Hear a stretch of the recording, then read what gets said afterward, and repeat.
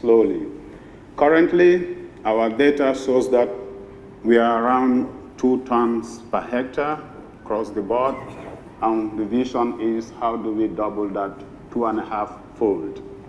We will have to use quite a bit of interventions from varieties, climate smart issues, to policy support in value chain as an example.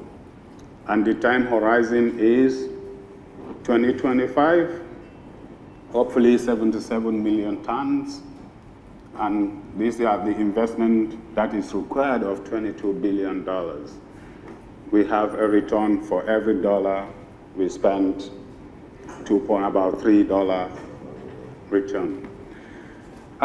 We have to reflect a little bit on 208, the wake-up call and the crisis. What's more interesting here is we did quite well when there was a wake-up call, but maybe things got quiet and so we stagnated. There is virtually no growth in terms of gain. So, Jonas, I think the director or somebody talked about some of these figures.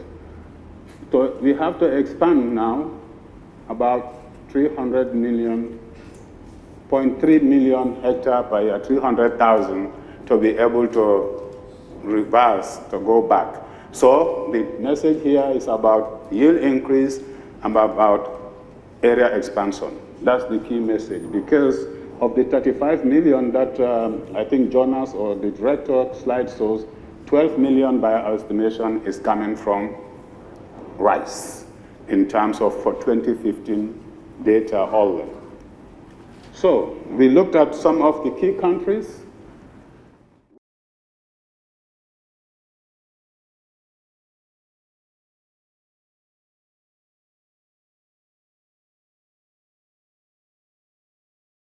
Some of the countries, it's a big struggle. So having looked at this, we have a challenge, but a big opportunity also to be able to drive this agenda. So our vision of success in the medium to short term is about import substitution, and in the long term of that is net export. This is the vision of our success. We look at demand versus local production in terms of money due to a number of reasons which are common: urbanization, eating habits, etc. We expected import needs would be grow about to 2025 to 22 million tons. Okay? We come here, we try to see what effort do we do. If we put 1 ton per hectare over a period per year, over a period of 10 years, we should be able, through the introduction of technologies and best practices, or what they call CAP, by 2020, we should be able to begin. This is what we will be able to do with that kind of intervention. If we combine yield and area expansion of total 6 million, of which 1 million is irrigated, and then the others are coming from rainfall lowlands, we should be able to push this frontier to catch up with imports. So it's about area expansion and about yield increase. It's not one or the other, working hand in hand.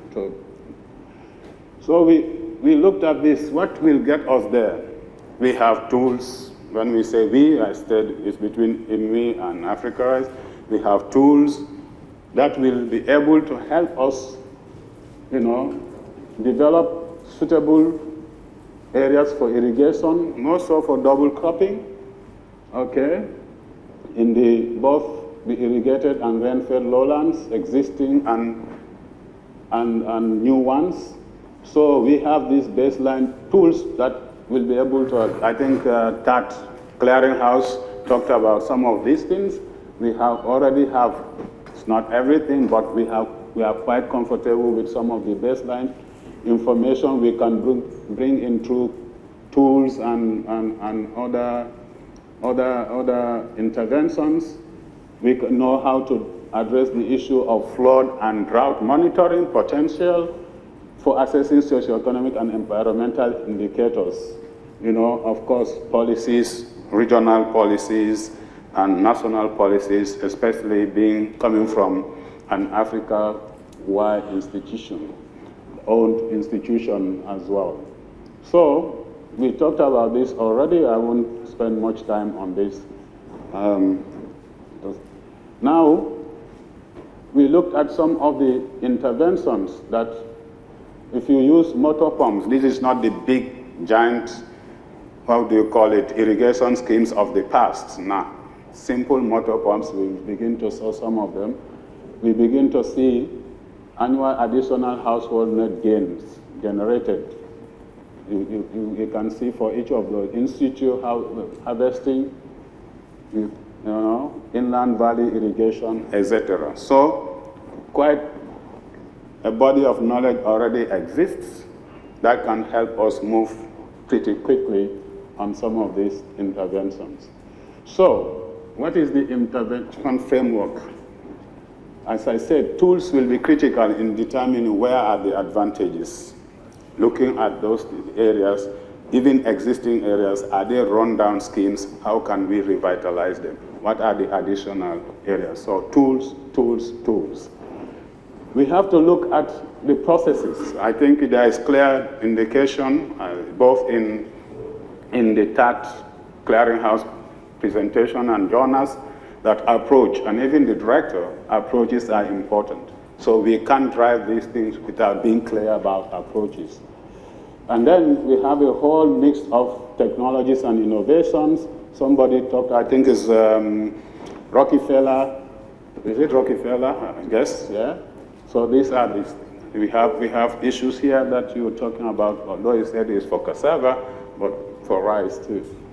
Technical support, this is clear in the clearinghouse mechanism, and then a whole issue of skills in terms of competence enhancement of the actors.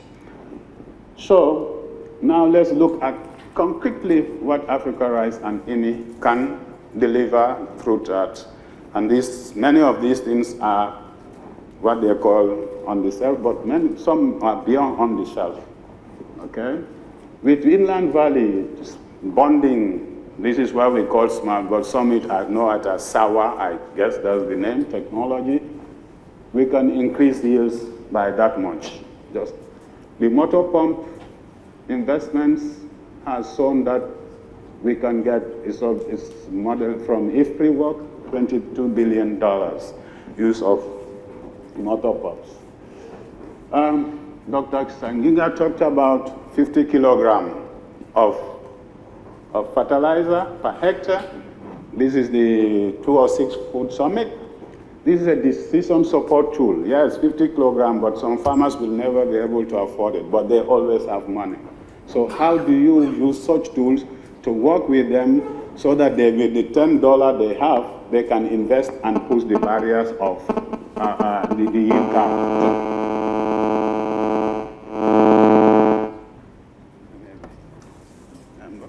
Okay.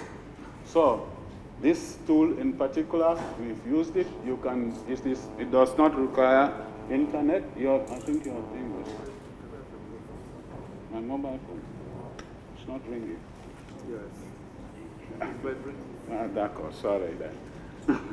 Okay. So 1 ton per hectare. With this tool, we can push the frontier. We've actually done this in Senegal and in Nigeria, Kano specifically. We have tools that we have tested, advanced tools, mechanical weeders. Yes, not everybody will be able. So we have seen when we give to 50%, we reduce 50% of labor input, and additionally, a multiplication effect of up to 4.5 times, I think over 4 times, the households have been able to use these tools.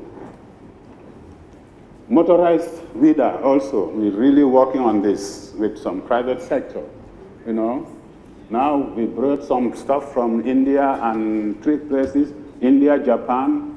We tested them. Each of them has their advantages, pros and cons. Now we are at the stage of doing what we call hybrid. And with private sector, this work is going on in Tanzania, okay? We looked at also climate smart, resilient varieties. Some of the existing varieties we are putting in submergent genes into them. This has been done, and the testing is going on in 10 states in Nigeria. Some seeds are transferred to Sierra Leone and Liberia for flood work. And we can get 10 times yield increase over when compared to other varieties when they are flooded. We have quite a number of arekas already, 1 to 5 and then 6 to 11, across a number of countries and ecologies in the continent, mainly sub-Saharan Africa, sorry, not in the continent, sub-Saharan Africa.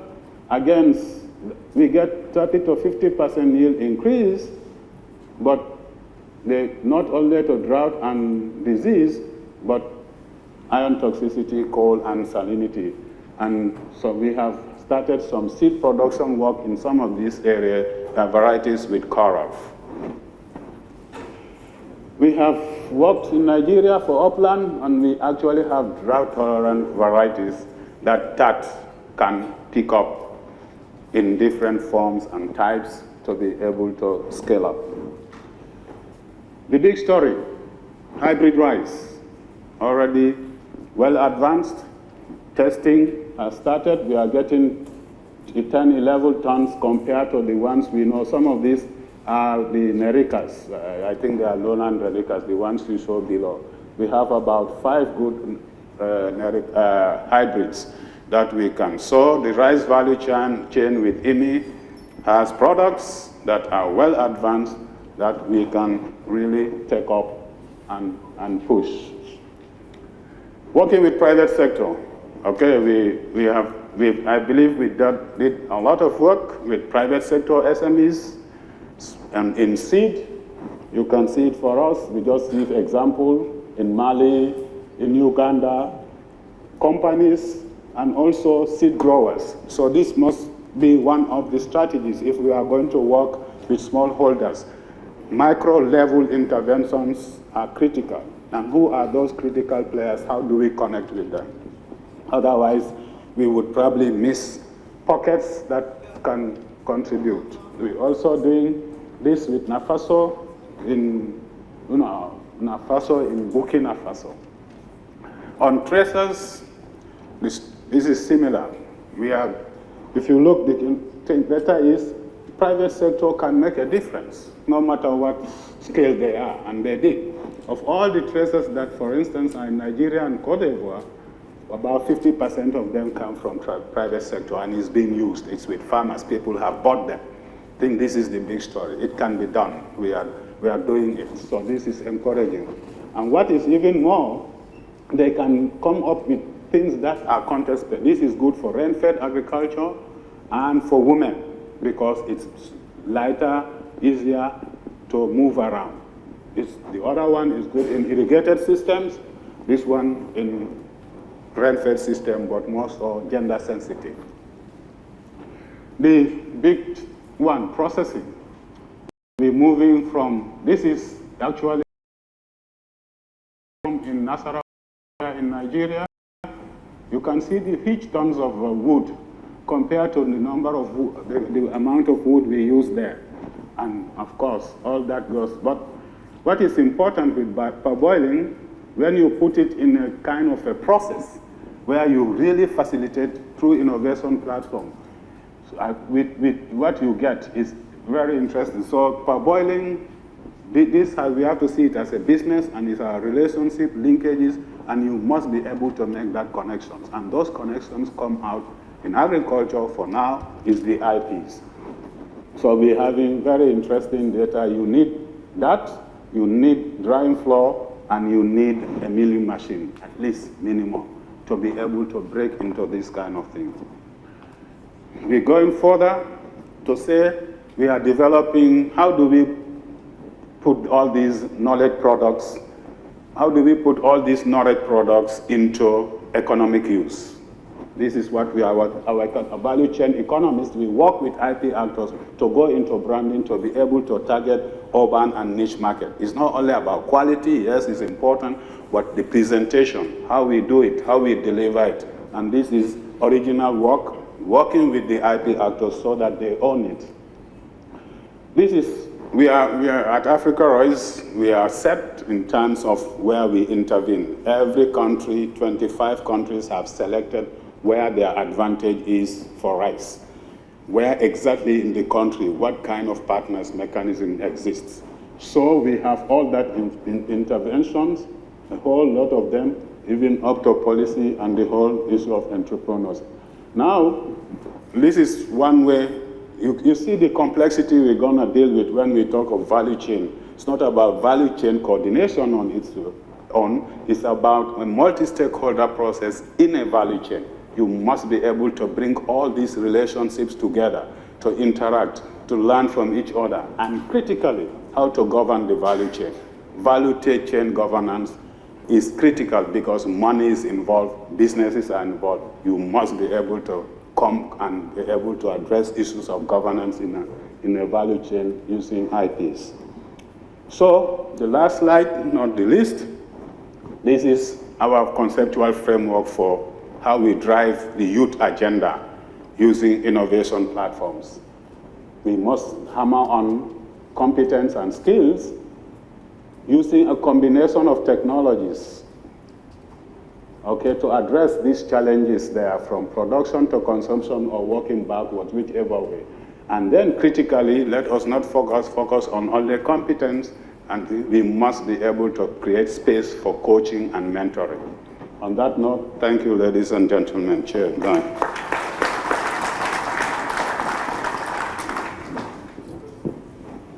Oh, sorry. Thank you, CD. You've actually set the pace. He finished his presentation in 20 minutes. Now, I would like to invite James to make his presentation for 15 minutes, according to the program. 15 minutes. You don't have points.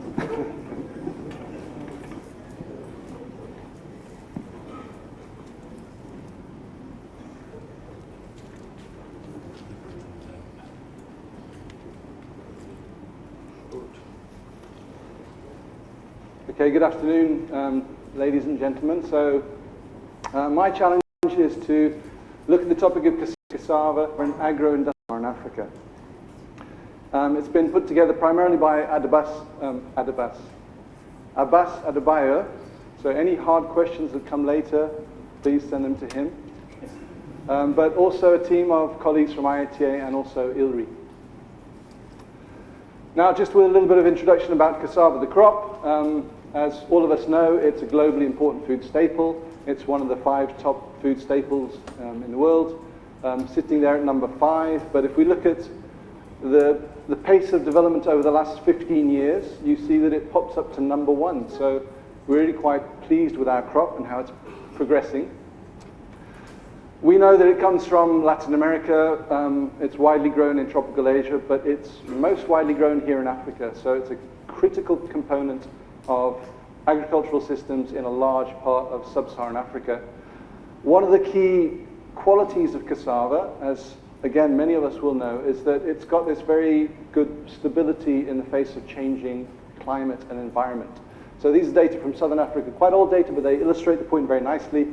Cereal production kind of oscillating. When you get droughts, production goes down. Cassava maintains a very nice smooth trend. So it's a very robust crop.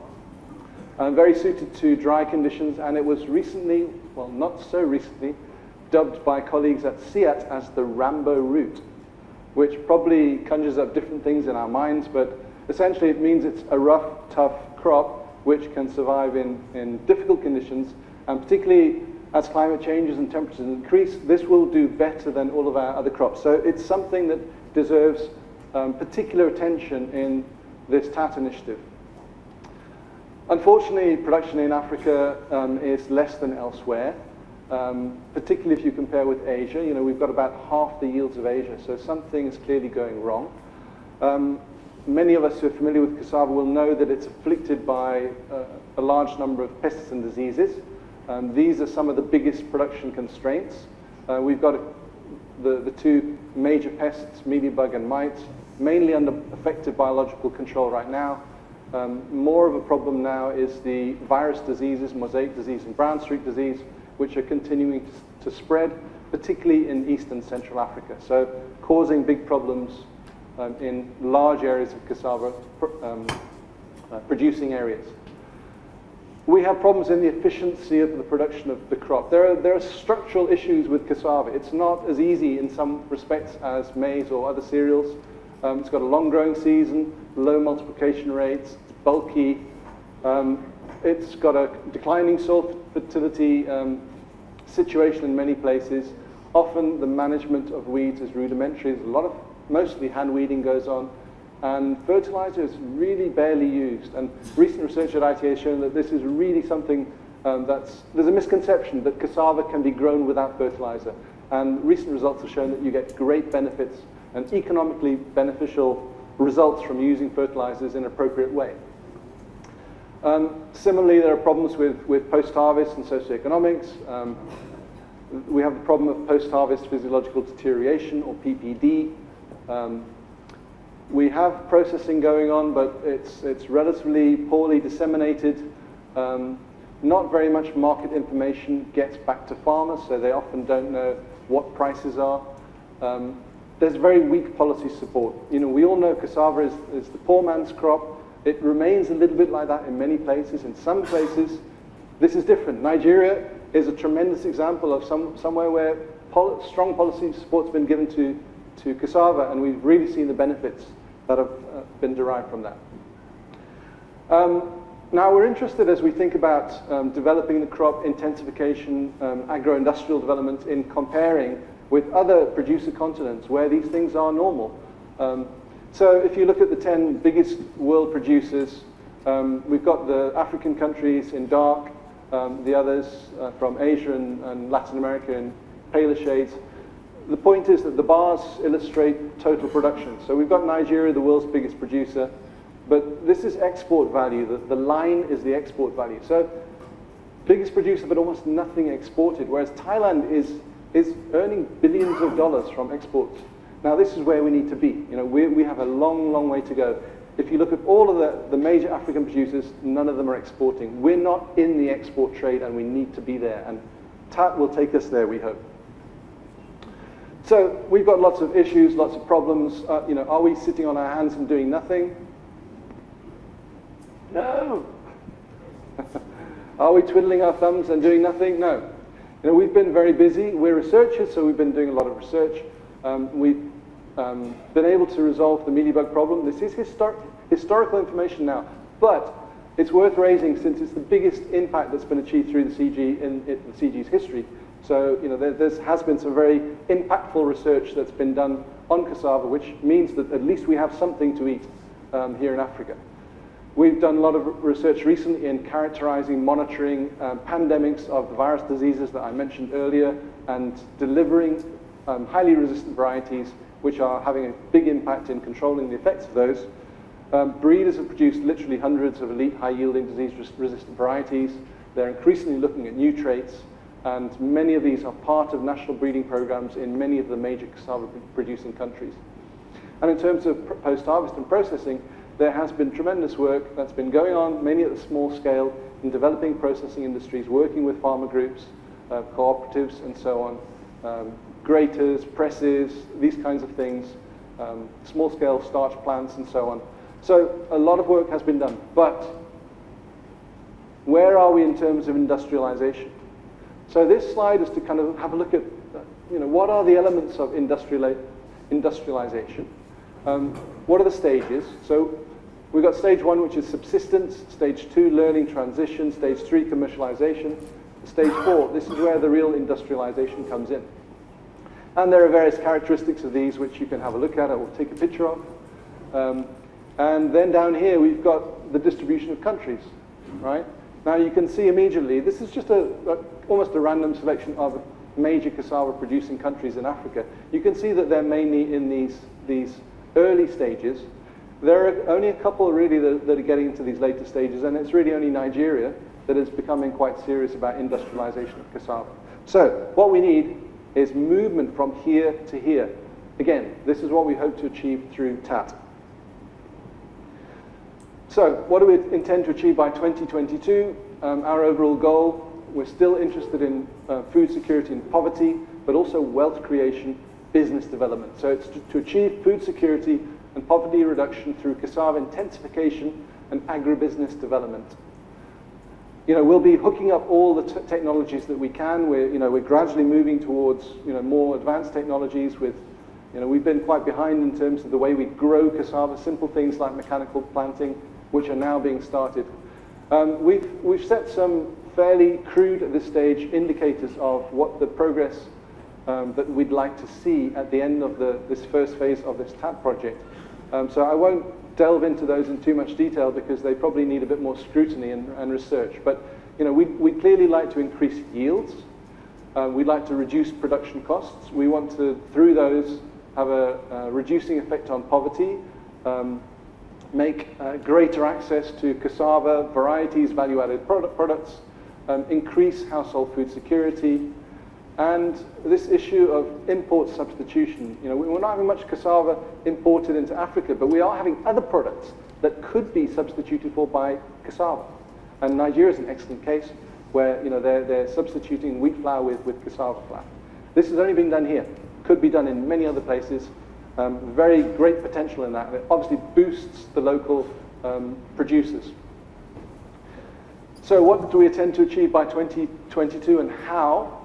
So we'd like to introduce models for improving the efficiency of cassava value chains and achieving agro-industrial development across sub-Saharan Africa through some of these processes. So we like to go for mechanization. We're interested in vertical integration. This is bringing producers together with processors so that we don't have issues of producers growing it here and having to find a processor 50, 100 kilometers away. Vertical integration is something we'd like to push for through this initiative.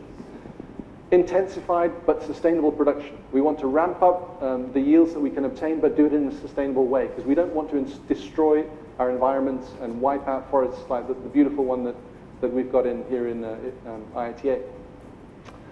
We want to develop improved machinery, start to produce more sophisticated products, investigate biochemical processes, just generally develop more competitive industry and start to look at export. So not be satisfied with just producing for local markets, but also be investigating the potential for export.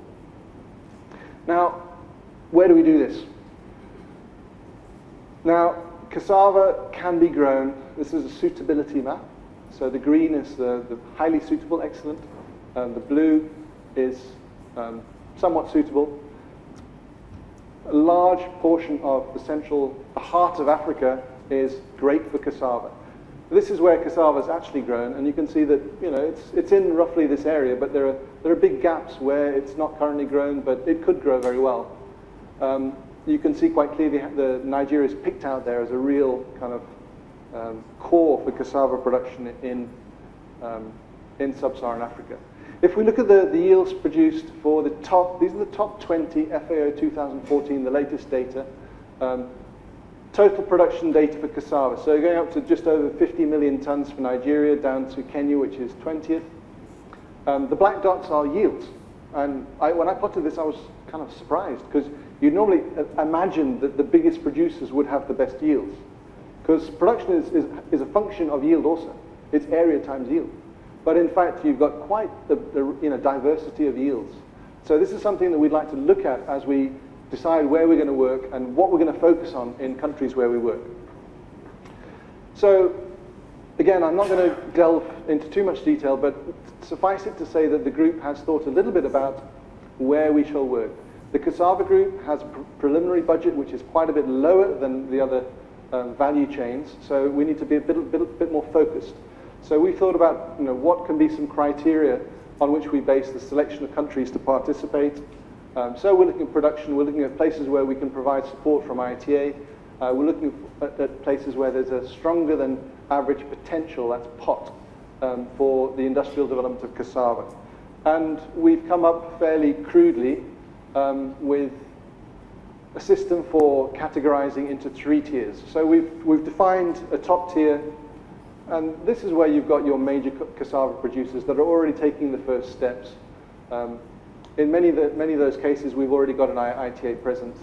So this is your top tier, second tier, third tier. The idea is that we'll work probably in the first 2 tiers, probably a little bit more in the tier 1 countries than tier 2 countries, and then maybe work with tier 3 countries at a later stage. So this is how they look. So you got tier 1, it was, I think, red on my computer, but that's not red, is it? No, it's not red, I don't think. Although I'm colorblind, so I couldn't tell you. So tier 1 here, tier 2, but you can see that we're covering quite a good portion of the cassava growing area. So, we're also quite pleased about how that's worked out. These are the components that we think we'll address during this cassava intensification initiative. So firstly, value chain diagnosis. We'd like to establish model integrated projects, and that's going to be really the core of this component. We'd like to do some adaptive targeted research to strengthen production processing efficiency. We'd like to be involved in capacity building. We'd like to scale out with the private sector. We'd like to do policy work because we know that's critical for industrial development in cassava. And clearly we're going to work with a wide range of partners, so we need to think about partnership, and we'll be monitoring, as would be expected, our performance as we do this. Each of these components, there's a slide on them. I'm not going to go into detail because it'll take me another 20 minutes. So I know that I don't have that time. I've got 3 minutes, in fact. So just to give you an indication of value chain diagnosis, for each country, we'll pick a couple of value chains. Okay? So it might be high-quality flour. It might be fresh.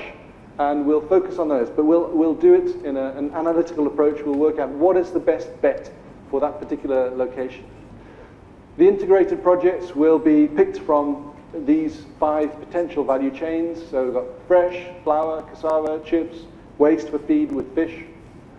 An example, there's a project that's an IFAD-funded project in southwestern Nigeria. It's near to Ilorin. And we think this is a very good example of what we can do with cassava. So this is a large-scale project, mechanically planted, following top recommendations for agronomy. It's vertically integrated, so we've got producers next to processors. And all of these groups are very close to a city where there's a flour mill. So we've got this kind of collection of stakeholders in cassava, and already this is going very well. We think this could kind of provide a focus for industrialization of cassava, not just in Nigeria, but other places where we'll use a similar approach. We're making huge progress at the moment in agronomy. This is something that IITA had almost forgotten about for decades. Now there's a big push to improve agronomy, and we've got lots of new agronomic approaches, methods, brochures to help farmers produce higher quality cassava with bigger yields. This is an indication of the value chain. So we go from the producers down here to the consumers here, the different elements. Demand coming down from consumers down to the producers, and the groups that support the system. Another example, this is fresh cassava. Some of this work has already started in Uganda, and we think this has got a lot of potential, particularly for export.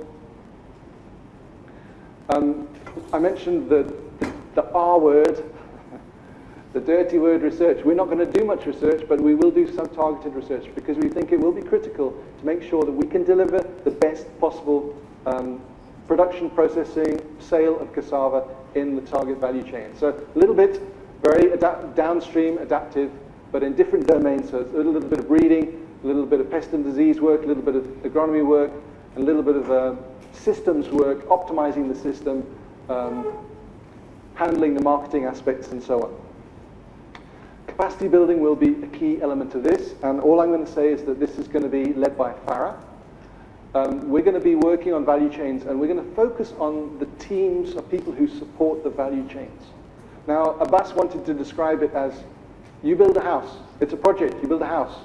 You need architects. You need a constructor, a builder. You're going to need a lawyer. You'll need a team of people to help you build a house.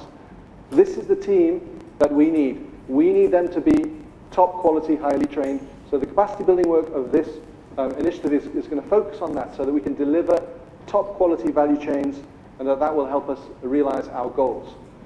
Scaling out will be done by the private sector. This is something that's kind of quite new for us, but we're going to start talking to the private sector and say, if we've got value chains that are working, we want you to come in and we want you to take it forward, take it on, expand it.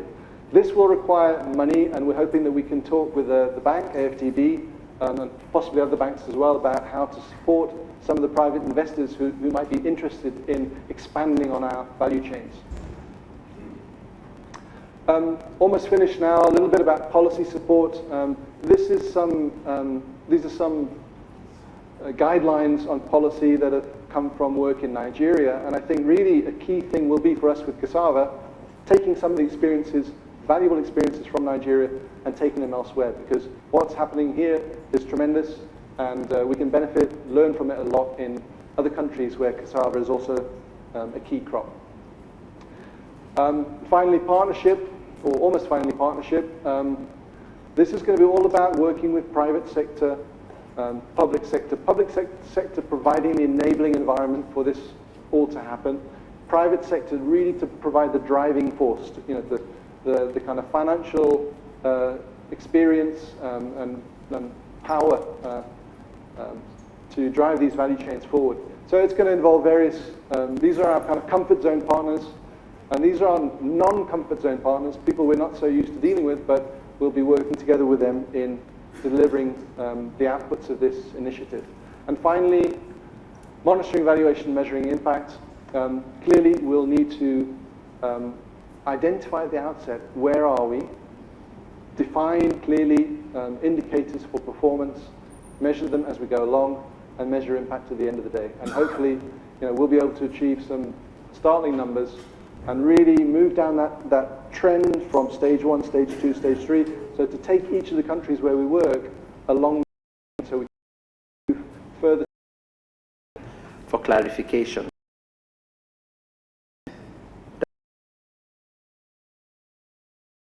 To make presentation.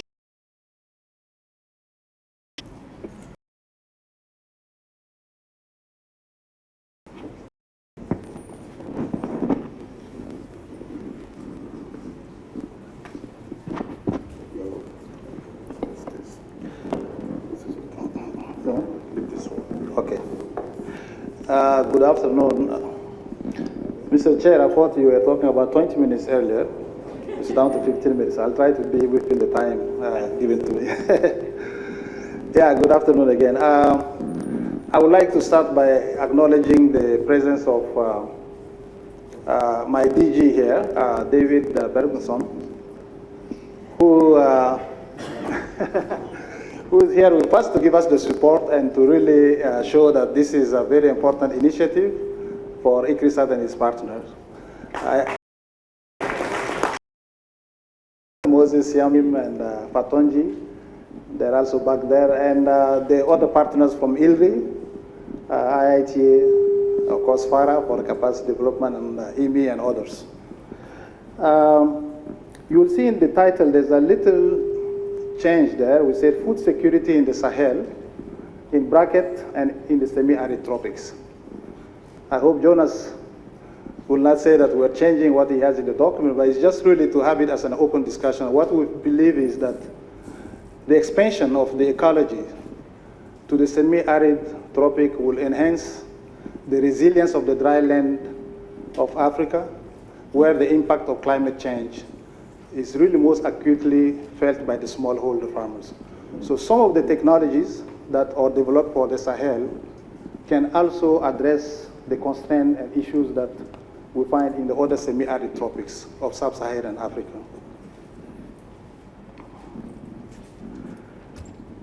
This slide gives the characteristic of the semi-arid tropics. There are about 240 million people, half of whom fall below the poverty line of $1.25 per day.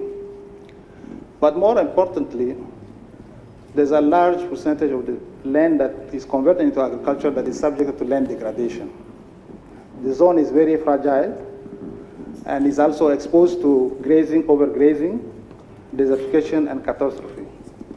But the people living in this zone have developed some resilience, and they're also ready to adopt innovative and labor-intensive solutions to their problems.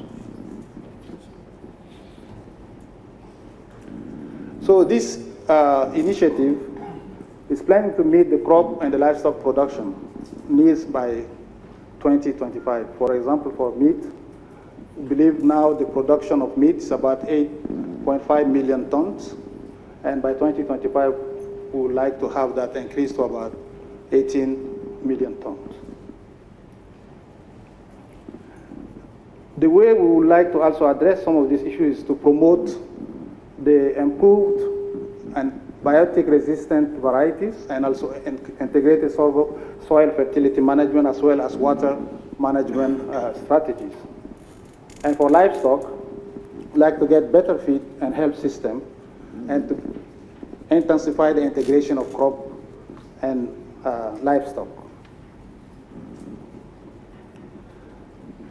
We are going to focus on 4 priority countries: Burkina Faso, Mali, Niger, and Nigeria, and tier 2 countries that are in yellow in the map.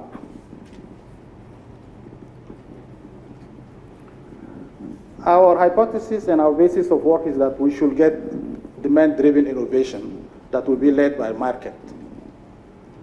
We'd like to generate rural employment for youth by developing market using science-based approach, and that we should also increase the rate of adoption by getting the market and actors along the value chain that should be considered in the design of our research output.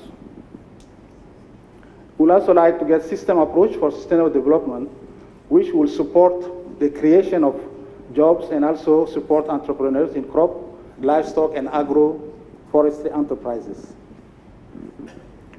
ICRISAT has embarked on developing country strategies, working with countries to identify their priorities and align the technologies along those priorities. So the country strategies are key actors along those value chain, which will need to use to identify the key intervention, and also to get the performance indicator to track implementation and make some changes along the line. The potential to address some of these constraints are that there are some climate-smart technologies which are already tested and proven and can be widely implemented. Crop livestock integration is a common practice, but we need to intensify that integration in order to make the system more productive. There are also a lot of sources of water along major rivers, dams, and inlands that can be used for integrated farming system. And we will also focus on 4 agricultural value chains: sorghum, millet, cowpea, groundnut, and livestock. In the next few slides, I will highlight some of the major constraints in each one of those value chains that we'll be addressing. For the cereals, that's sorghum and millet, the yields are very low, 0.8 tons per hectare. And this is due to low yielding varieties, to poor agronomic practices, and the problem of striga is a constraint that reduces yield. You can see in the picture there the nice looking flower plant, which is really very detrimental to the growth of plant. There is also poor access to improved seeds, and the extreme events such as flooding, drought, and heat are the major constraints for the cereals. For the legumes, yields are also low. They range between 0.7 ton for cowpea to 1 ton for groundnut. Some of the constraints are disease and pest, as well as parasitic weeds. Extreme weather events such as drought and heat and flooding are also major constraints to legume production. Low soil fertility, and the socio-economic constraints such as high cost of seeds and aflatoxin contamination, which makes the trade and health trade of these legumes quite difficult. For livestock, the major constraints are that the demand is exploding, and meat production in the region will have to increase more than 3-fold to meet the demand.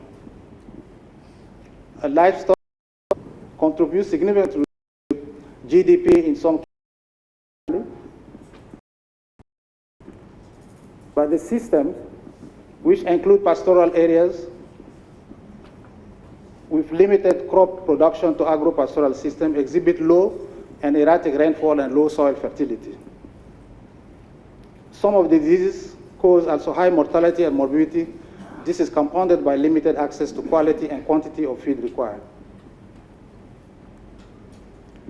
The technology available for the cereals are that we have improved varieties and hybrids that can yield more than up to 30 to 40% more than the traditional varieties. These varieties are tolerant to drought, and they also have some market preferred traits that are used by end users.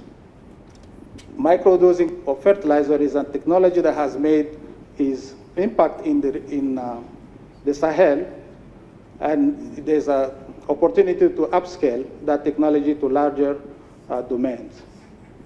Mechanization of the production activities is also an opportunity that we can use to increase productivity of these technologies. Some of those technologies include the ZI system and also the bioreclamation of degraded land. For the legumes, we have improved varieties that can yield 40 to 30% more than the local varieties. Their market preferred disease and striga resistant. The oil content of these varieties is quite high. And we can also have technologies which increase fertility. Mechanization of production activities is another technology available that we could use to improve productivity. And the cereal legume rotation of those systems can also increase the productivity of the systems. For livestock, the challenge is to reduce vulnerability in all settings and to increase productivity where market and conditions are favorable. Index-based livestock insurance based on remote sensing evidence of loss of pasture can protect also against loss of community livestock assets. There's some thermostat vaccine for viral infection pests of small ruminants that can be distributed without refrigeration.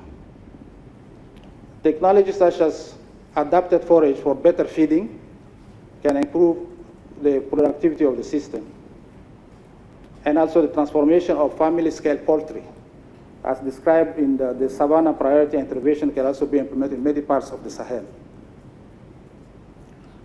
How do we take these technologies to scale? We need to align some of our country strategies to the priority of the countries in order to get those technologies to the end users. We need also policies that can create an enabling environment for growth. We can target technologies to sites and households using new tools such as GIS and modeling to match technologies to the production environment. We also need to strengthen partnership by working closely with the scaling partners such as FARA, sub-regional organizations, NGOs, and the ministries, the NARS and farmer organizations, as well as working with the private sector, seed companies and input dealers, and build synergies with existing projects. Monitoring and evaluation and learning platform is also necessary for us to track our progress as we're testing these technologies and scaling these technologies. So this is what I have to present for Priority 3.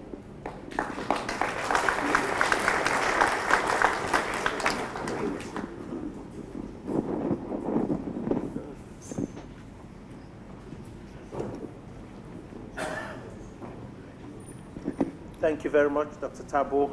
One word I heard, which I think I will not wait for the summary to talk about, is aligning technologies to the priorities of countries. It's very, very important, and thank you for bringing that up. Because it's one thing to have very good technologies, but countries have their own priorities. So we must take that into consideration during this planning process. The last presentation we are having for this session comes from IITA and Iliri, titled Transforming Africa Savannas into Bread Baskets, and that will be done by Dr. David Chikoyi. 15 minutes.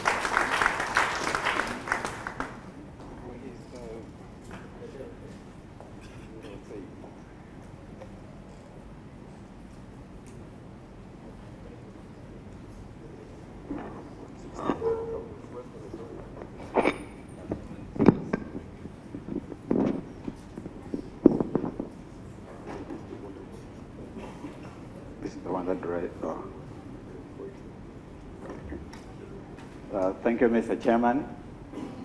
Good afternoon, ladies and gentlemen. I'll be presenting on transforming African savannas into bread baskets. I'm presenting on behalf of a lot of IITA colleagues, as well as colleagues from URI. Okay. Here in the savannas, we are dealing with a lot of value chains. So what we tried to do was actually to summarize some of the challenges. And some of these challenges, they are not new to you. You have heard about them. These include low crop as well as animal productivity, lack of an enabling policy environment, inefficient markets and value chains, low levels of value addition, processing and storage, high post-harvest losses, low capacity for the generation, deployment, as well as adoption of new technologies. Now, you have seen this table in some of the previous presentations. If you look at the targeted value chains, these three, these being the area here and the numbers, these are the current production levels. But there is demonstrated evidence that, with improved technologies, you can actually ramp up yield to these levels. So this is actually some of the figures we're using to benchmark our work. Now, what I'm trying to address in the next slide is why actually do we want to work in the savannas? What are the opportunities in the savannas? The savanna has a total area of about 5 million square kilometers with a total population of 239 million people, but largely these areas have untapped agricultural potential, as only 10% of the area is currently under production. So that means that there is readily available land for agriculture expansion. The savannas also offer excellent grazing as well as integration of crop livestock operations.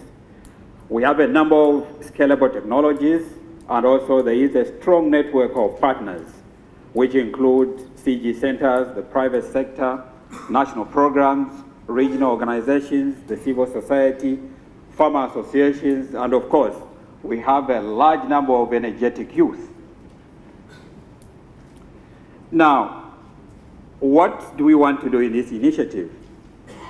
3 objectives. 1 will be to increase agricultural productivity. 2 is to enhance agricultural value chains. 3 is to gain access into higher value commodity markets. And if we do this very well, the expected outcomes will include creation of more jobs, raised income and wealth creation, reduction of poverty, food and nutrition insecurity, and lastly, it will be enhanced livelihoods.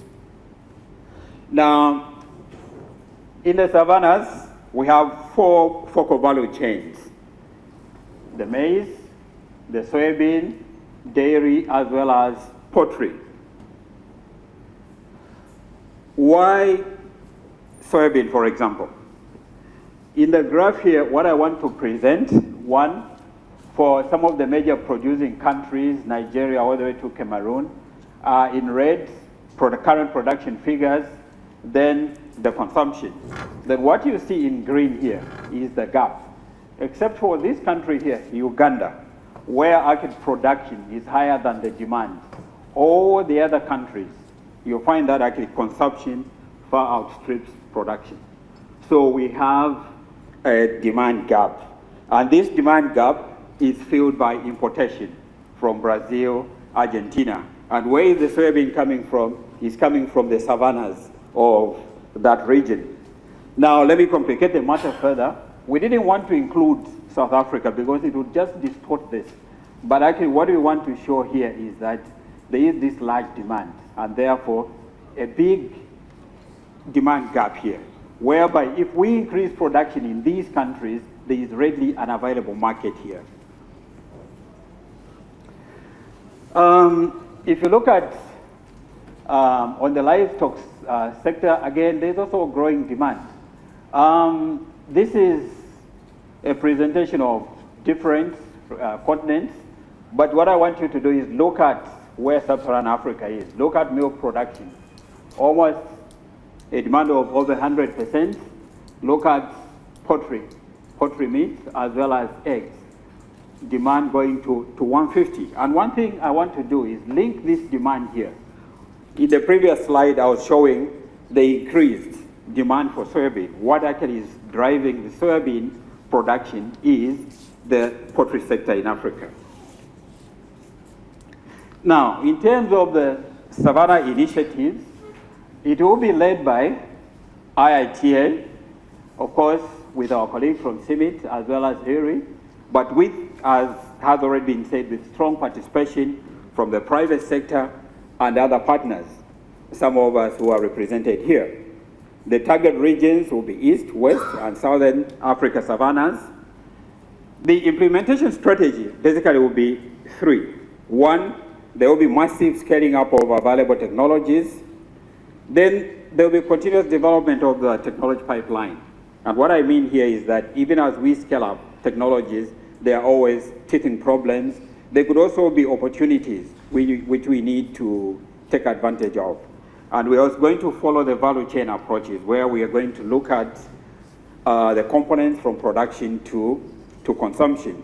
So in the next 6 slides, what actually we have done is we have dissected the different components of the value chain and given you some highlights of the available technologies to address each component. So to enhance productivity and intensification, some of the available technologies include high-yielding maize and soybean varieties. We have improved crop and soil management options, innovative weed management practices, improved dairy cattle as well as poultry breeds. We have improved vaccines for key diseases, for example, the East Coast fever. Then we have improved feed resources. Then in terms of the partnerships, we have a number of CG centers, the national programs, seed companies, the national variety release committees, seed certification agencies, extension systems, NGOs, farmer associations, traders, as well as agro dealers, and many more partners. To enhance marketing profitability and competitiveness, some of the key activities that will need to be done include strengthening the regulatory framework, strengthening the capacity for indigenous seed companies, agro dealers, processors, farmer associations, and other partners, organizing and linking farmers to input and output markets, facilitating access to financial services, facilitating access to real-time market information. And down there, I saw some of the potential partners. But again, what you see is that you see the involvement of the private sectors, the seed certification agencies, civil society, policymakers, and many other partners. Now, to contribute to increased nutrition security, available technologies could include biofortified crop varieties, for example, quality protein maize, high provitamin A maize varieties, high lysine soya varieties. We have aflatoxin management practices like AflaSafe and drying technologies. We have cereal legume blends, animal products like meat, eggs, and milk. We have improved processing technologies that preserve nutrients as well as increase bioavailability. And again, I show a number of partners who can contribute to this initiative. Now, recently, about 3 weeks ago, I attended a meeting where a Minister of Agriculture of Zambia came up strongly condemning the African whole. And actually what he recommended was that, if we are to modernize, commercialize, and transform African agriculture. The first thing we need to do is put that whole in the museums. So if we put the whole in the museums, what that means is that we need actually to mechanize. The private sector is very strong in this. They have all kinds of equipment for tillage, seeding, pesticide application, grain shellers, as well as dryers, small horsepower tractors, appropriate hatching and milking machines. And as you have seen here, this actually should be driven by the private sector because they got comparative advantage. Technologies for minimizing post-harvest losses could include the hematic beds, metal silos, pesticides, improved pest management technologies, refrigeration options for milk, eggs, and poultry. And then again here, the private sector has a critical role to play. Lastly, in terms of agro-processing and utilization, we have crop varieties with end-user traits.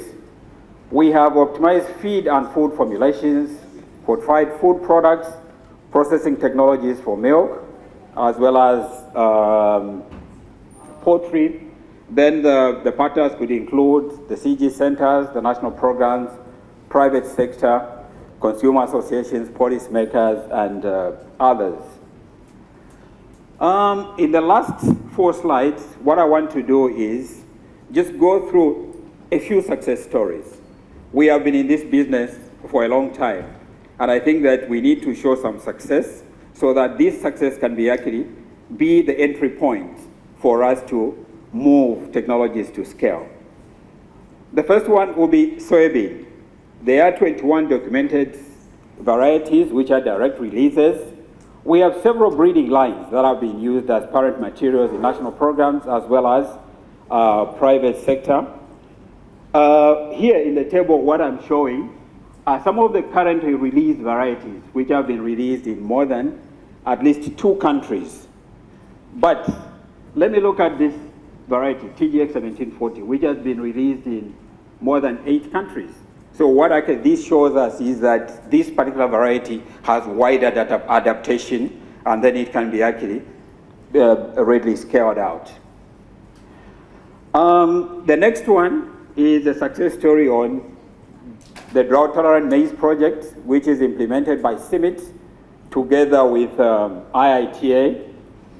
This project, over a period of 7 years and in 13 countries, it has released 233 varieties. These varieties are not only drought tolerant, they got other traits like striga tolerance, nitrogen use efficiency, and also some of them have quality protein maize traits. Now, some of these varieties have actually been released in all the 13 countries. Almost 50,000 metric tons of seed has been produced. This quantity of seed has been deployed on approximately 2 million hectares of maize.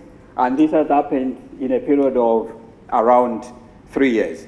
So again, this is a success story. This is something actually we can build on. The third one is on aflatoxin mitigation in Africa. We all know that aflatoxin is a health as well as a trade barrier.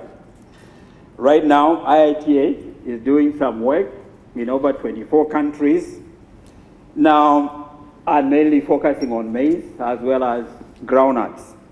If Africa has actually to penetrate the developed market, we need to make sure that the aflatoxin contamination levels are going to be less than 20 parts per billion if we are to enter the US market.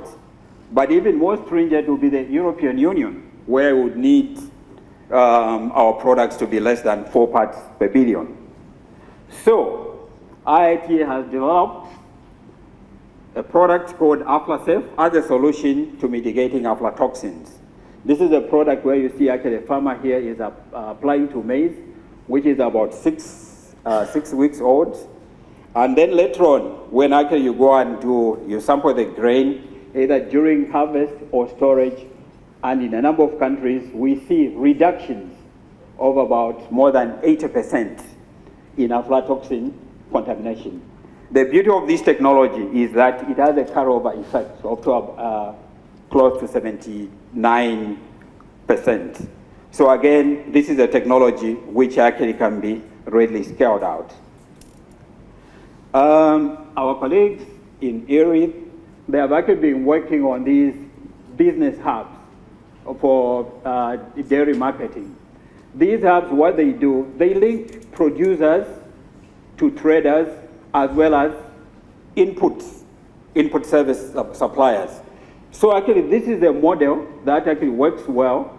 These hubs act as platforms for quality assurance, training, as well as certification. So such a model is something actually which has already been tested and it works very well in Tanzania. So that means if we go to scale, we have at least we can be using this as an entry point. So in summary, the savannas, we would like to transform these into bread baskets for Africa, but not only Africa, I think other parts of the continent, the way the Brazilians have done it using their cerrados. We have the 4 key value chains, maize, soybean, poultry, and the dairy sector. We will be scaling up available technologies, and we have adopted the use of the value chain approaches. But lastly, we need again to emphasize that this initiative will involve a strong private sector involvement. Thank you very much.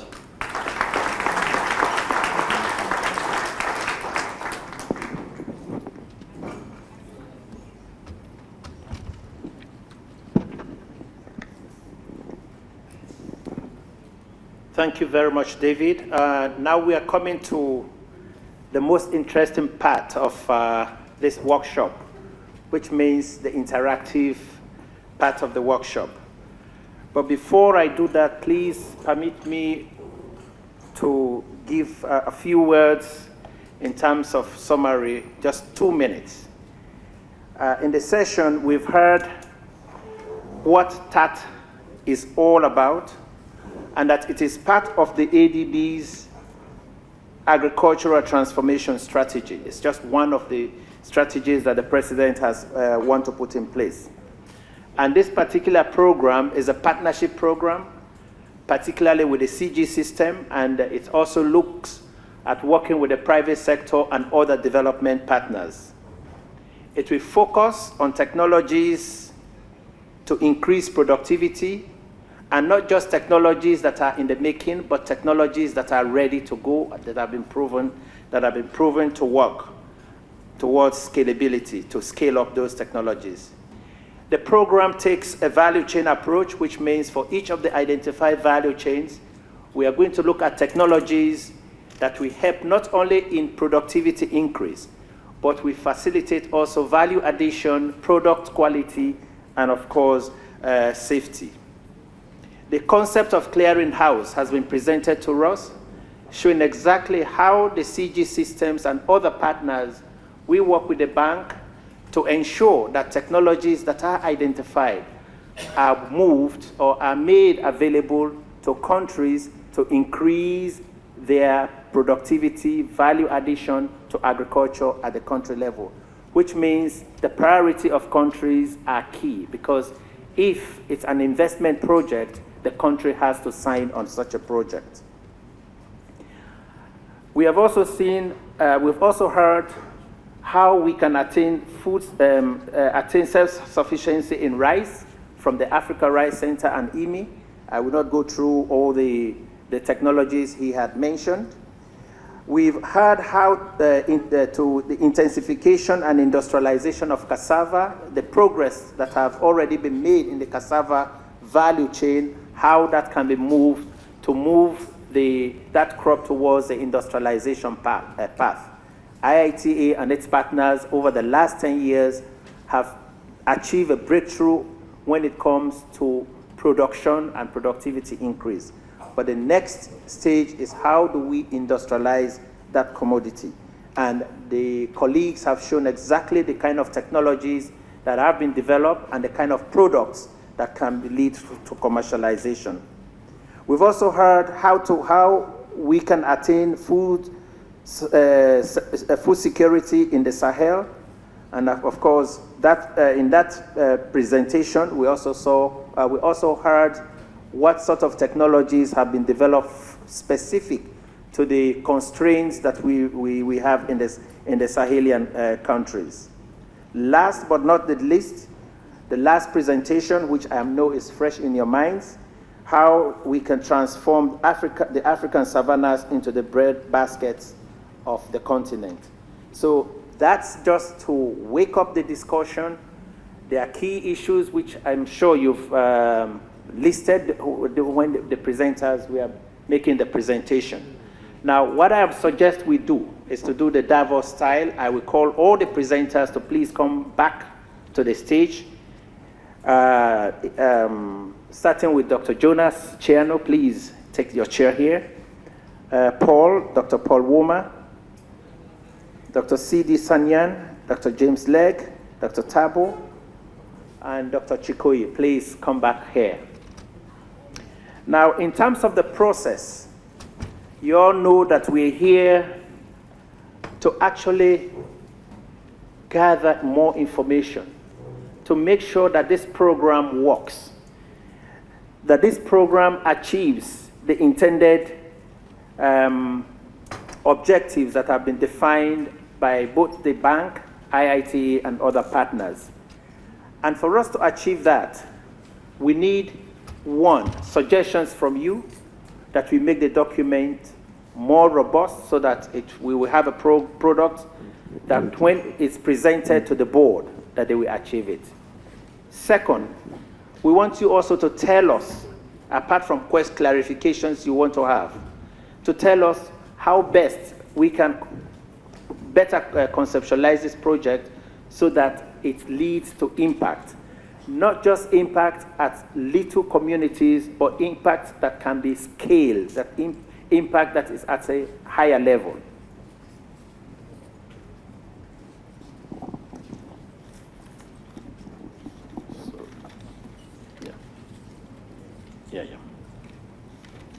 And of course, also to provide inputs to enrich the program.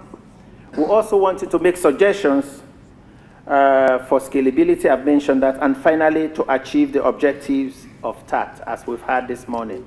But before we go into that, I will give a few minutes to the director, Dr. Chidi, to please make an intervention, please. Thank you, Patrick, and thank you, colleagues, for the wonderful presentations that you've made. I think there is no doubt that we are in the right direction, and what is left is to cross the T's and dot the I's here and there. I have a leading question. What I mean leading is, it's like I'm almost getting what I want, but there are a few areas, gray areas, that I would like the team, not just one of you, to maybe one person can answer, but it touches on the presentation on the various commodities, as well as the presentation on the clearinghouse. And I'm going to be a bit hypothetical. Assuming Malawi writes to the African Development Bank and requests a loan of $80 million to help them develop some commodity value chains, say maize and cassava. And then the bank goes there to help them prepare and appraise and have a program. And of course, one of the issues would be the technologies that would uplift the farmers. And then through the tax manager from the African Development Bank, the clearinghouse is contacted that Malawi will need some support. And then the clearinghouse will contact IITA and CIMIP, I guess, to inform them about the demand coming from Malawi. How would you organize delivery of this service?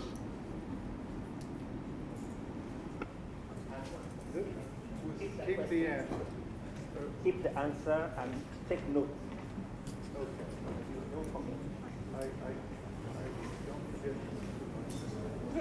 Yes. So now we've set the pace. We would like the audience, please ask. We are going to do it in two phases. we want questions dealing with the clearinghouse first. So all questions or clarifications you need on the clearinghouse, you can ask now. In the second rounds of questions, we will now focus on the value chains.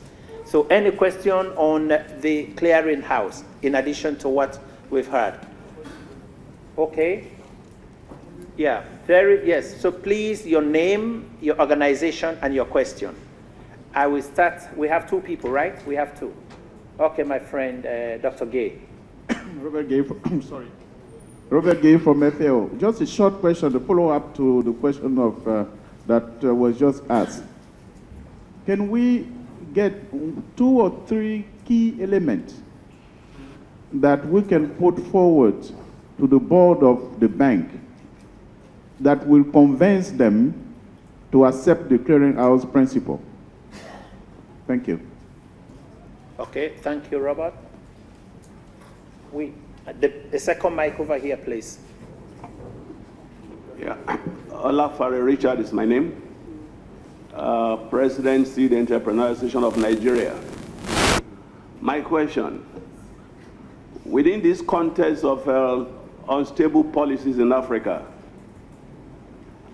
and the need to get agricultural finance right, where do you place the input dealer in terms of assessing loan? It has been very difficult in my country until our president, the man we are celebrating today, came on board. Within 3 years, he was able to uplift Nigerian agriculture. When he left, agriculture is comatose till today. Since 2014, nothing has happened in agriculture.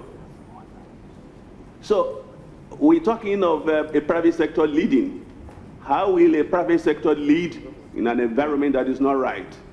In an environment we are dealing with about 67% of poor resource farmers, who are the key producers of food. So where do you place them, please? Thank you. Thank you very much. Just a caution here. Every question has an answer. So please, if you also have suggestions, kindly make suggestions following your answer. Thank you. We have now. Very good. Very good. Please let me take a lady first, then I'll come to the men. The lady right over there. My name is Jennifer Abwa. I work with Olam Nigeria. I'm head of cocoa sustainability. And my question is, throughout the course of today, we've heard that there's a need for strong private sector involvement and intervention to achieve success. And my question actually is not so very different from the earlier question. It's in relation to the private sector. Obviously, I'm representing a large multinational company, but I don't see that many of us here. And I would ask what measures, what mechanisms are going to be taken to ensure the increased involvement of the private sector in everything that's been being deliberated on today. I guess what I'm also asking is what will be disseminated to the private sector. Thank you. Okay, let me get the hands again so that I will be able to give numbers. You've spoken already. So you are number 1 on this row. You're number 2. Number 2. Number 3. Number 4. Number 5. Number 6. Number 7. Number 8. Number 9. Number 10. Number 11. Number 12. Please note your numbers. You have 1 minute to ask your question. In 12 minutes, we will close. Number 1, please. Number 1 calling in. I'd like a clarification if possible.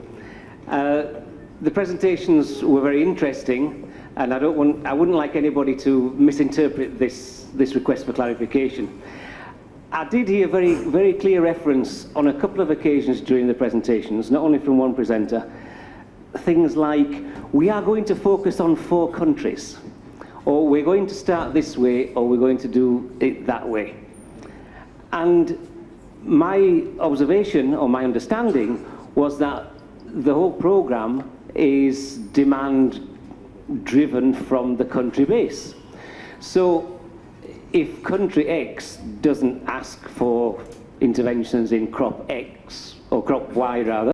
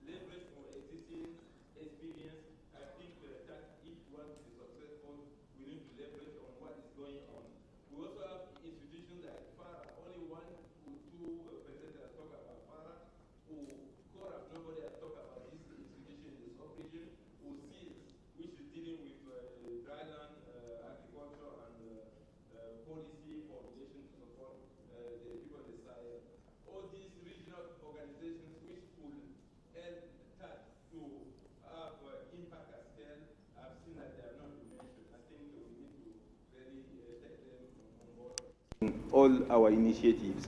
Thank you. Thank you. Number 6. Thank you, Mr. Myself. My name is Dr. Grace Ongile. I'm the UN Women representative to Nigeria and ECOWAS. I want to thank the presenters for very good presentations. But as you have heard from what I represent, my major concern, and I hope this will be taken very seriously, is really the role of women, particularly in this transformation.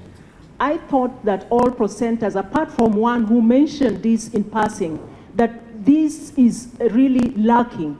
We cannot talk about this sector without looking at the role of women and men in these various commodities. When we talk of even food security, what's the role of women in nutrition? I mean, these are issues that should have, I think, come out a bit more strongly, given the important role women play in this sector. When we are talking of knowledge and policy, they are all complex issues of intra-family allocations of time, of labor, and how the different roles will affect poverty differently. These are issues that I would like to really put on the table, and my submission is that there's need to really not be gender blind in transforming agriculture, because the role of women and men and these crops we are talking about have different implications. The good news is that there's been an MOU signed between the UN Women and the African Development Bank in terms of gender equality and women's empowerment. And I do hope that we will not remain gender blind if we are to do business unusual. Thank you, Madam. Thank you. Number 7. Thank you. I'm going to speak now as Director of the Agricultural Station, and to thank the presenters for capturing most of the things we have in our priority, except that since I'm speaking, as many people have spoken my mind, especially the issue of farmer pastoralist conflict, which is a very serious matter we are trying to address now, and that has not been captured. I want to believe that here we are not talking of technology generation alone, since we have majority of us here as researchers. We always have two ends. One end is to generate technology and make it attractive. Another end is the driver taking it to the last beneficiary, the consumer. And that is where extension comes in. But since morning, we've listened to all the papers. Believe you me, I took note. No mention was made of extension, except the goodwill message by the Honorable Minister. So I'm wondering what technology are we talking about? Is it generating them and leaving them without disseminating to the farmers? And who are these farmers? Somebody said majority of them are small, poor, resource poor farmers. Small scale farmers. They constitute the majority of the farmers by 8%, producing the food that you are eating. That's why it cannot be moved if you move from here to a job. Somebody said nothing has happened in agriculture. A lot happened. That's why if nothing has happened in agriculture, you cannot step out of this place without being mobbed. That's why I have food everywhere. Policy has not changed. Government is still focusing on, is still business, no, not the development programs. We still talk about private sector driven agriculture. It has been like that since. And that's what we continue to drive. But what is the role of small-scale farmer in all these things, if extension is not mentioned? Okay. One important question again is, once in a while in this country, one or two regions of this country were ranked as the fastest growing economy in the world. And that was because of oil palm, Niger Delta, where you have a lot of receivers. Now, I had oil palm mentioned somewhere, hidden in one of the papers, but when the concept of TAT was presented by my brother there. He listed the commodities, oil palm was not there in the 3 crops. I want to confirm, I want to be sure that there is oil palm in that place. And that's why I say you should always focus on priority of governments. What AFAD does is AFAD to carry out strategy, the cost of they call it, they are doing one now from 2016 to 2025, where all these things are captured. World Bank does the same thing, country strategy paper. And so it's not, it may not be proper to sit somewhere and assume that you know all the problems of the nations and then come up with investment as we have it here and then want to push it for us to swallow, and at the end the thing may not work and then turn around and blame this one thing, blame it on policy, consistency and other things. So this is what I want us to really guard against, so that by the time I stay here, that's why I decided to stay with you. After representing the minister in the opening, I said I must stay here till the end to help you, to work with you, to help us solve Nigerian problem. I've not seen farmers. I saw people who say they are from private sector. I've not really seen farmers here. I'm going to interact to see my farmers. I'm also a farmer, so I will interact and see how we can work together. Thank you very much. Thank you very much, Director. Thank you. Yes. So please, we are running out of time and we want everybody to have a chance. Kindly make the interventions a little bit shorter. So we go to number 8. Number 8. Thank you very much. I may take 8. I don't know because I happen to be number 10. Let me go, Mr. Chairman. Am I covered? Protected? Name, please. Go ahead. My name is Ahmed Nano. I am coming from Sierra Leone, from the Sierra Leone Chamber of Agriculture. Well, my critical concern is with respect to the involvement, increased involvement of the private sector. And to achieve that, definitely, we need to promote access to market. And we all know in the African countries the challenges we are faced with respect to road conditions, energy, storage facilities, packaging, standards, and certification. How is the clearinghouse going to address these issues to make sure at the end of the day we are able to attract increased private investment in the agriculture sector? Because recently somebody mentioned about oil palm. A company in my country exported some oil palm in Europe. They had to send them back to our country because of it couldn't be able to satisfy the RSPO conditionalities. How are we going to address those issues? Secondly, has to do with access to finance. I mean, we're talking about technology, and then a lot of presenters here have presented that the low use of fertilizer is really the critical problem. But I can tell you for free, and everybody here, that the biggest problem that the private sector players in input sector are faced with is letter of credit. The loan is there, but if you want to come with fertilizer in any African country, the bulk, like a container or whatever, when you go to these banks, they will tell you, let me get a letter of credit from you. And this letter of credit sometimes may cost up to maybe $500,000 or whatever. These private sector players do not have this money, and the banks are not willing to offer them. How can we be able to make sure we surmount problems of that nature? And also, what of the issue of development financing? We don't see those things in African countries working and operating, giving interest, long-term interest to private sector players with low interest rates. Thank you. Number 9. My name is Michael Njuguna, representing Africa Harvest. My comment is about the operation of the clearinghouse. The presentation, I think in my view, it sounded like it was complex and bureaucratic, because my understanding was that each center is supposed to present a module whenever there is a request from a country. And this module are supposed to be then selected. My view is that this is time wasting, and what should happen is that the clearinghouse should have the database, and I believe they do, of every CG center.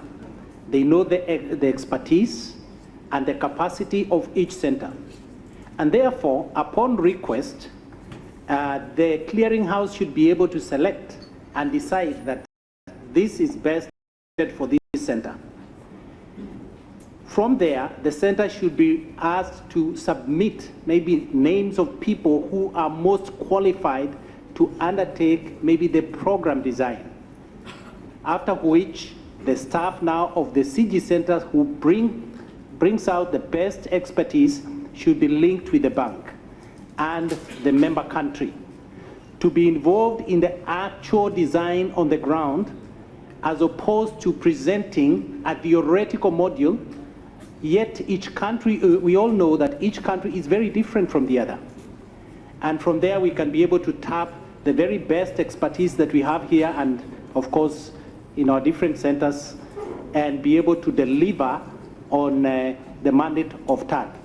My concern is if we follow the bureaucratic procedure, then obviously it will take so much time even probably to decide who is going to do what.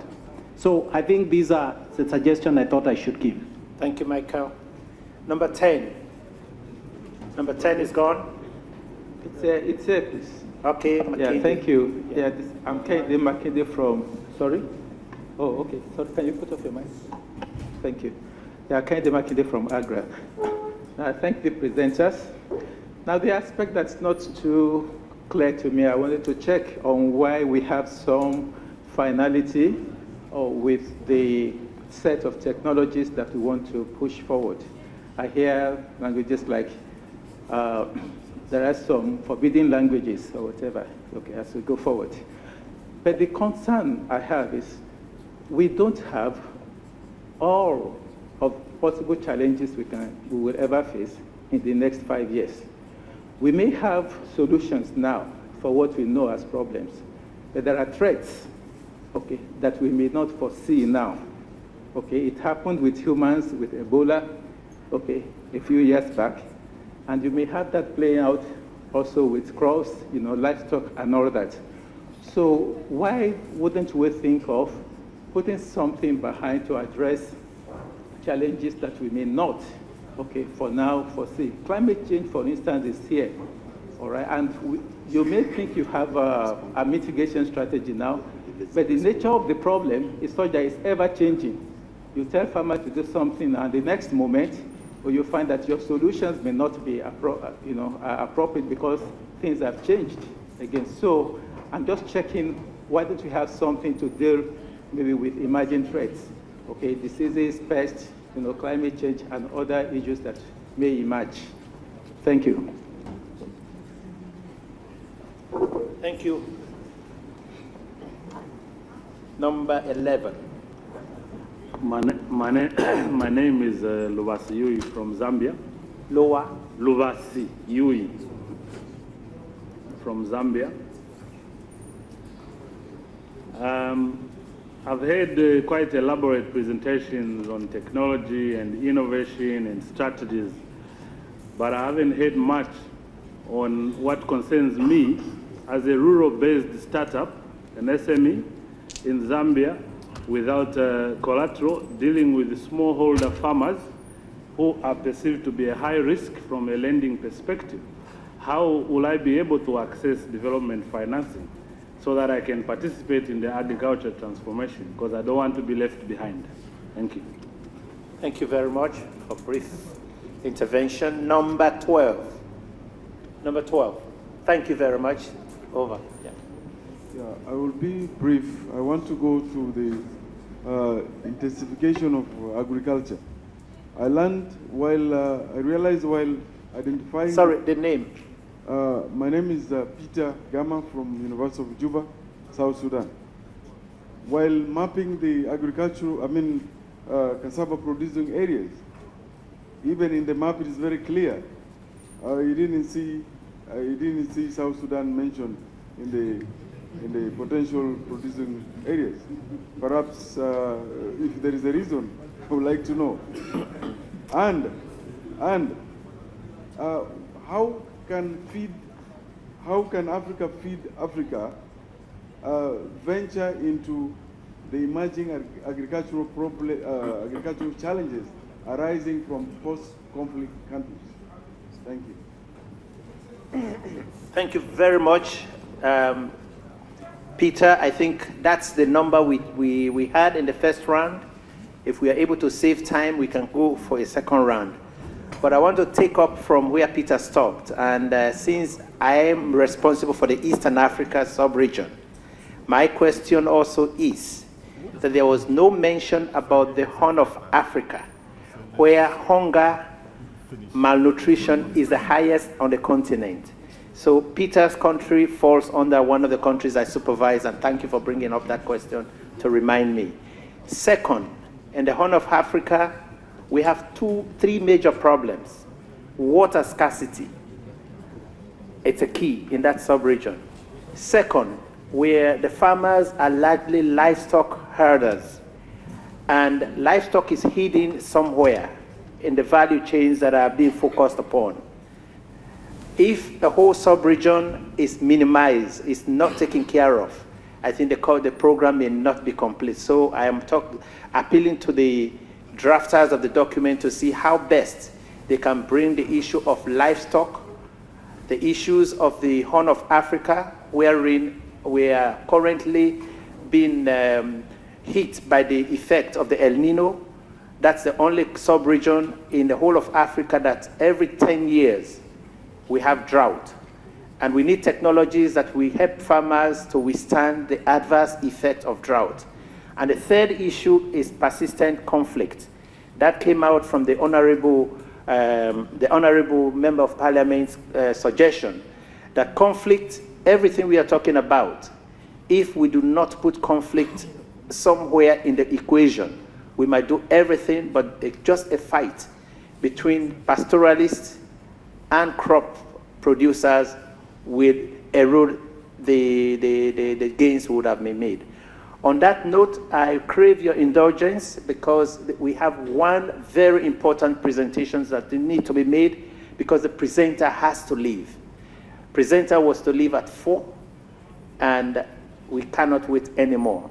And that presentation will be given for 10 minutes.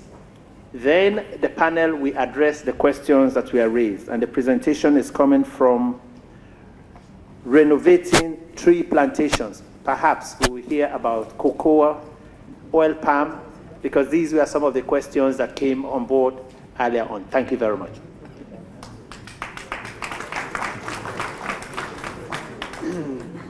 Sorry to disrupt everyone's program, and thanks for your indulgence there. So I'm going to talk very quickly. I've got a lot of slides, and we're going to leave you a copy so that you can look at these at your leisure. But there's 3 take-home messages throughout it that I'll try and reinforce for you. So boosting investment and returns in perennial crops. Let's go through a little bit through the trends, provide some options for investments and priority needs and actions. The main point about trends is there's very little data, there's an under-prioritization in perennials. It happens politically, through investments, through a lot of donor agencies, and we need to change that. The key part of it is that upfront investment. With annuals, you might have a flat return very quickly. With perennials, you have this gestation period, and you need patient capital for that. Let's look at 4, cocoa, coffee, palm oil, and cashew. And the differences between the solid line and the dotted line for those different colors. The main thing to look at is oil palm. It's about 2 or 3%. It's an African crop, and yet Africa produces 2 to 3% of this very important commodity. Cocoa, Africa's doing particularly well for a Latin American crop, about 70% of production. Coffee and cashew, not quite so great opportunities for increases. I sit on 3 private sector investment funds. I sit on the technical committee of one, the advisory board of another, and the investment committee of another. And one of those, the L3F fund, funded by Mars, Danone, Firmenich, and Veolia, looks at taking risk away from the smallholder and putting it onto the off-takers. And we've got to think about blended public and private finance together to make these things happen. Because if they would have happened anyway, they would be in the ground, and the public sector can't do it alone. The Consumer Goods Forum, at the moment it's only for paper, for soya, for beef and oil palm, but it's going to come. So even with the African Development Bank, you're going to trigger your environmental safeguards when you don't have net zero deforestation in your supply chains. Consumer Goods Forum has pledged for $3.5 trillion of consumer goods a year will be net zero deforestation free. So ignore perennials and ignore forest at your peril. Quickly to coffee. Africa produces about 12% of the world's coffee, but only about 6% of sustainable coffee. And if we're to change that, we've got to get into looking at better soil fertility, attention on pests and diseases, companion trees, and adapting to climate change. Work by IITA in Uganda shows that yield gap, that yield difference. And there's not one solution or one problem. It's very differentiated. And Laurence, who provided these slides, will tell you that that context specificity is very important. So we can't have a clearinghouse just to fix prescribed things. It's got to be that shop where we link up demand and supply together. Huge differences also in the pests and diseases that affect a lot of these coffee growing areas. And whilst we might have a germplasm technology fix for some, for things like stem borer and CBD, we don't. Climate change. Look, you only need to look at those two maps and the differences between the suitability of those zones. So why would we be investing in something which in 20 years' time is going to be unprofitable for farmers? That has to be a key determinant of these designs. I thank Africa Harvest and Michael Njuguna, who spoke earlier, on bringing technology to coffee. And he's buoyed by the experience in Mexico, where they boosted farmers' income by 95%. And there's millions, literally millions, of these high technology somatic embryos produced for the coffee sector. Cocoa, and we've heard and acknowledged Sonia Abai from World Cocoa Foundation and a colleague or a lady who is representing Olam here. Cocoa yields are too low. On average, below 500 kilos per hectare per year. On station, we get 2,500. If we go into farmers' field, we get 1,500. We need to set a new farmer threshold as 1,000, because if farmers aren't producing 1,000 kilos per hectare per year of beans, they shouldn't be cocoa farmers. They need to be out of the sector. Getting fair trade or somebody to come and give a 10% price premium for a farmer who's producing 400 kilos per hectare per year, when you certify that farmer, you're certifying them into poverty. It's not a viable livelihood.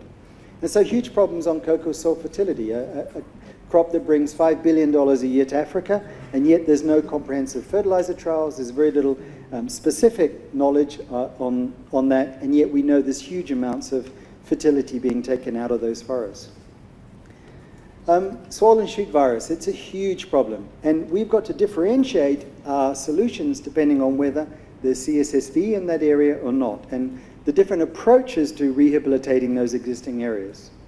Again, climate change comes into effect, and look at the difference between those two maps there. Enormous difficulties if we're going to be putting in a perennial crop that has a lifespan of 10, 20, 30, 40, 60, 80, 100 years. And so 4 years ago, we started a new public-private partnership with the Ivorian government and Mars and ourselves and other partners. First thing we did was to look where the forest zones were, where the existing cocoa was that could be rehabilitated, not cutting down any more forest. Mars had spent $20 million on sequencing the cocoa genome. We were able to screen over 400 different clones for inclusion, for identifying really elite materials, and also 40 parents for hybrid seed production. These have been putting into cocoa centers, 16 different cocoa centers in Cote d'Ivoire, and the farmers see this huge difference, these demonstration value. And so I hope the clearinghouse will also have a lot of these demonstrations. These are where they're sited around the Soubre district in Cote d'Ivoire. And these cocoa development centers now are spawning these village centers around them. And this is where IDH and Cargill and Barry Callebaut are coming in now and wanting to franchise into this action research model. Using two technologies, one improved hybrid varieties and one grafted clones. Oil palm. It's not in the document, but how can you ignore it? It's a West African crop. It really needs to be key to that. And we bring to you some work. These are 50-hectare plots, 50-hectare experimental plots in Brazil looking at diversified oil palm systems. And these systems are incredibly diverse. Not only that, they're more productive than pure cocoa. So either 9x9 or 10x10 planted oil palm. These diverse systems are more productive than pure systems. The economic feasibility, 21% internal rate of return. Higher biodiversity. This is taking out a lot of those other high social value, high carbon value, high environmental value aspects of oil palm. We need to get away from that image that we're killing the orangutan by using oil palm. And why would we just focus on cocoa and coffee and cashew and oil palm? There's a lot of others. Short rotation timber. Asia's made huge advances in that. Africa's the least forested tropical continent. We need to change that. New processing technologies will help that. That's where the youth will be getting engaged because they'll see different, particularly low labor intensive when they're in the growing phase. Diversifying with fruit trees, and we heard Malu talk. These are fruit trees from his area in Kenya, particularly. And you can have this portfolio during a hunger gap. So if you can't sell, if the world price of coffee crashes, you can't do anything. You can't feed it to your livestock. If you're growing mangoes or fruit or something, you're growing vitamins and minerals and antioxidants. New technologies. This is a new tree finder app that we have. You can go anywhere in East Africa, stand in the field and say, give me a fruit tree I can plant on my boundary that will yield within 3 years. And not only that, where do I get the germplasm from that? And we're working on the forest restoration activities of IUCN and others to try and bring these real technical things that young people are particularly interested in. Another initiative around, we heard a lot about stunting, the African Orphan Crops Consortium, an $83 million public-private partnership. We're working on 101 African food crops of high nutrition value. Not only high nutrition value, high income value. And these are around building the treasure map so that we can have accelerated and advanced breeding. So what are the research and development priorities? This is a great opportunity for the working groups as they start tomorrow on looking around these, and we thank the contributors for these, around cocoa as well. And I thank Michael and colleagues from Africa Harvest for actually helping thinking about the program design. There's 3 major components, I think with 4 subcomponents around those, and the type of levels of investment that are going to be needed to make this a reality, to change our perspective of perennials and their returns to smallholder farmers. The contributions have come for this from ICRAF, IITA, and Africa Harvest, but we could not ignore CIRAD if we're wanting to do this properly. We could not ignore CATIA, and we could not ignore other CG centers that have been mentioned here, including CIAT and others that have been working on perennial crops. Thank you for your indulgence.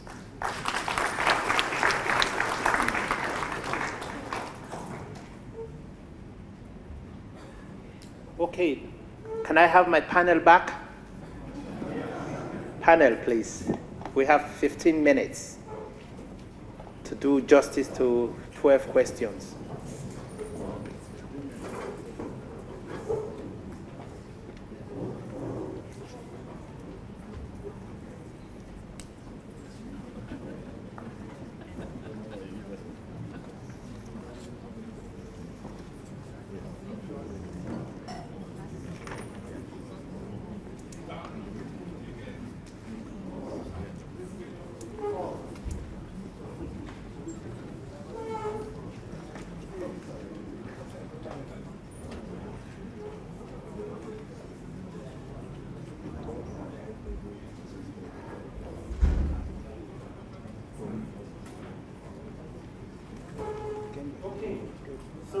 We will start with the questions on the clearinghouse, which we directed to, I think, Paul.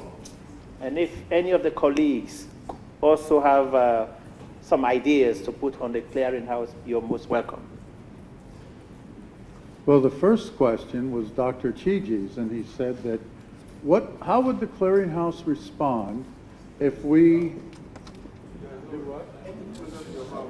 put it closer? Okay, how's this? How would the clearinghouse respond if they were informed that there are preparations being started for an $80 million loan to Malawi to advance maize and cassava value chains? And of course, I assume we would be informed by the TAAT leader, so the first thing we would do is thank him for including us in his plans, and then we would look, and I can even answer another question here. By then we will have assembled a portfolio of intervention, of different interventions among these priority among these priorities, and that the portfolio is a database in answer to Michael's question. And so then, then we would contact the task leader in the country office, and we would also post a notification on our partner hotline asking for inputs into these commodities, particularly as they relate to Southern Africa. Then we would get definition on the African Development Bank timeline. We would assign key experts to their identification and appraisal missions. We would amend interventions and conditions based upon the targets that have been identified. For example, how many, what level of increased production is sought, whether marketing is an important, or processing is an important component of the plans. Then we would basically prepare concept notes that their summaries could be addendum to any agreements that are made, but in fact the full documents would be available for both the bank's planners and the country level planners. In general, for instance, with maize, we would seek the best improved cultivars and perhaps mobilize their bulking. We would, are the right fertilizer blends in place? What distribution channels are available for inputs and incentives to use them? We would provide extension training, and we would are alerted to the new activity, and then we would attach a full-time technical advisor to the project, or perhaps two, at the Chitetse station, which is a CG station that is located there in Malawi. And we'd follow through with M&E and other things like that. So that's actually how we would, you know, kind of on the spot operationalize that. And the whole idea is to reduce your transaction cost, increase your response time, that sort of thing. But we don't propose any radical change in how the bank conducts its business of preparing loans and finalizing agreements and that sort of thing. That's outside of our mandate, if you. The other question, what Robert immediately asked afterwards, said, well, how will the board? I assume that's for next September, and that question probably belongs to Jonas there. He would certainly have our support for any information he would for when he makes the case for the clearinghouse. Are we doing it numerically? Just start.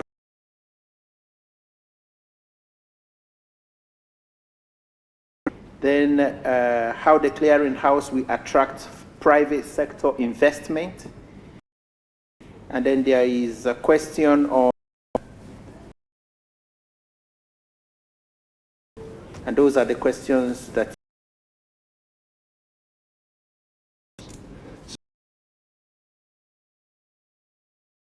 through the clearinghouse. So let's say, for example, I'm working on the cassava value chain. Do I only do something when the demand comes via the clearinghouse? Or is there something that I do independently of the clearinghouse, right? So, you know, because potentially some of the value chains could do nothing and others could do everything. So I'm wondering how this process will work. And then this also relates to the question about, you know, which countries do we work in? So if we get a request that comes through the clearinghouse from a country that's, let's say, not a particularly important producer of a particular crop that we're focusing on, how do we handle that request? Okay, we'll keep that for now. But then I thought you were supposed to be answering questions. No. Okay, we proceed.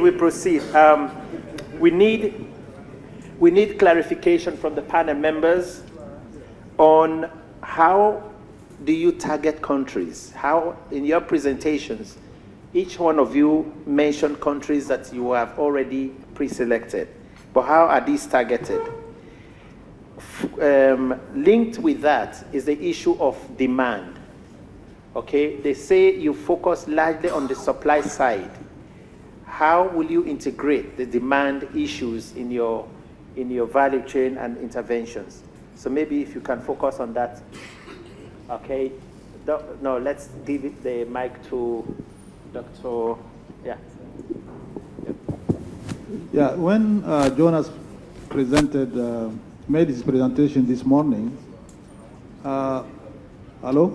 Yeah, it's a bit low. Yeah, when Jonas made his presentation this morning, he mentioned something about the technologies that are ready to be scaled up.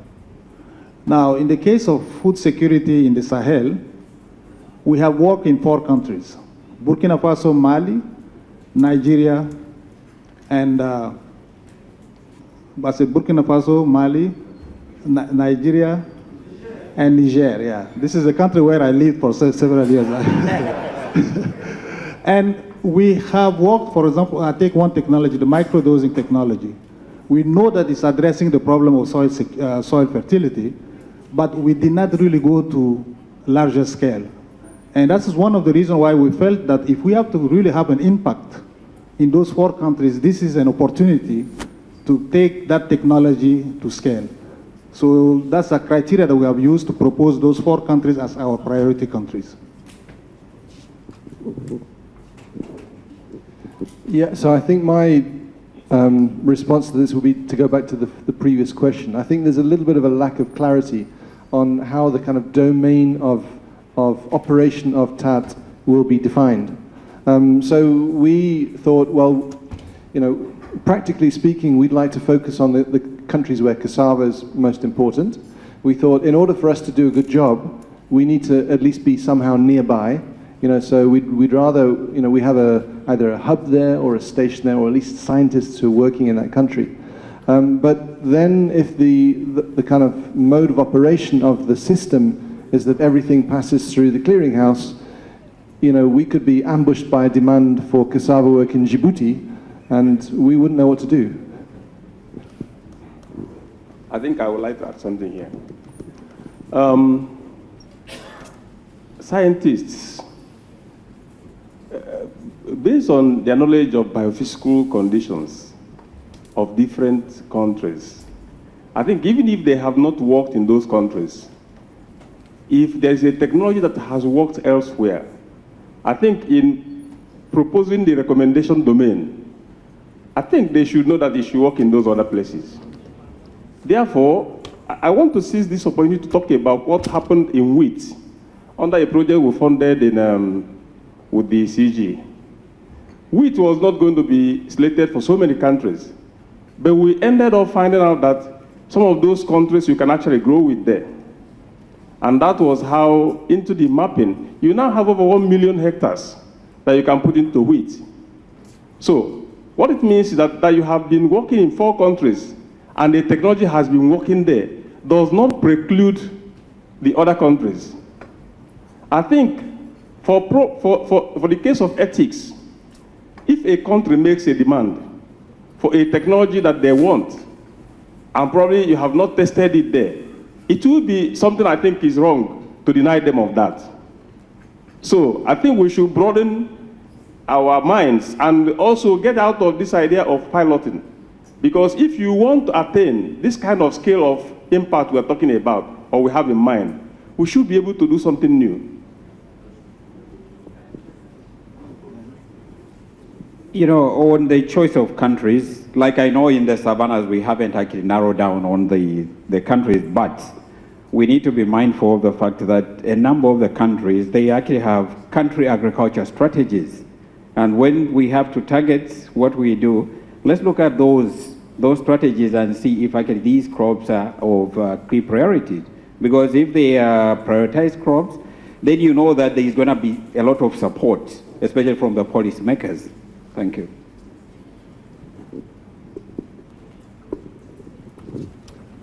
And ultimately, it depends on which regional member countries step forward in response to the agricultural transformation agenda and what their specific needs are.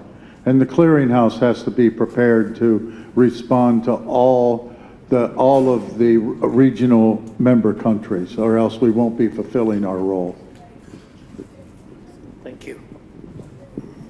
Yeah, a few more issues that you need to address. Perhaps, Jonas, the issue of women, targeting women in the program. Okay, definitely. I am very glad to hear this from the representatives of the UN Women. Actually, we know the genesis of them coming here is also for you to be vigilant and see that something happens. But I think it's just an oversight. I know that all these centers, they have been addressing the issues of gender. But we also came, the team from the bank, we also have gender experts. And we actually wanted to add one from the Food and Agriculture Organization, but somehow she was not available. I think she has other commitments. So gender issue is important to us, and we will make sure we address it fully. But I just want to make sure that you are vigilant on this. Some of the questions people are asking, actually, will be attended to tomorrow. And we have guidance notes that will make sure that some of these areas of concern are taken care of by every group working on an intervention area. So they are here. But these are things that will be discussed later by the facilitator. Okay. Okay, I want to lend my voice to this. I think quite a number of presentations from the CGs did clearly indicate or show gender-sensitive technologies and innovations for women smallholders. I think we should also see it from that perspective, and that is actually directly impacting or affecting in one way or another household activities and saving them from some kind of drudgery and things like that. So it should not only be maybe about voice and representation, but it's also additionally be about access to gender-sensitive technologies, and that has been demonstrated in quite a number of presentations. Thank you. Okay. Well, after your comments, you made me uncomfortable to be on the stage with 5 other men, and I can assure you that at least when we constitute the clearinghouse, it will be far more gender balanced. Okay, please, gentlemen, briefly, can you address the issue of the regional research institutions like the CORAFs, the SEALs? We didn't mention them. Very briefly, Jonas, if that was an oversight.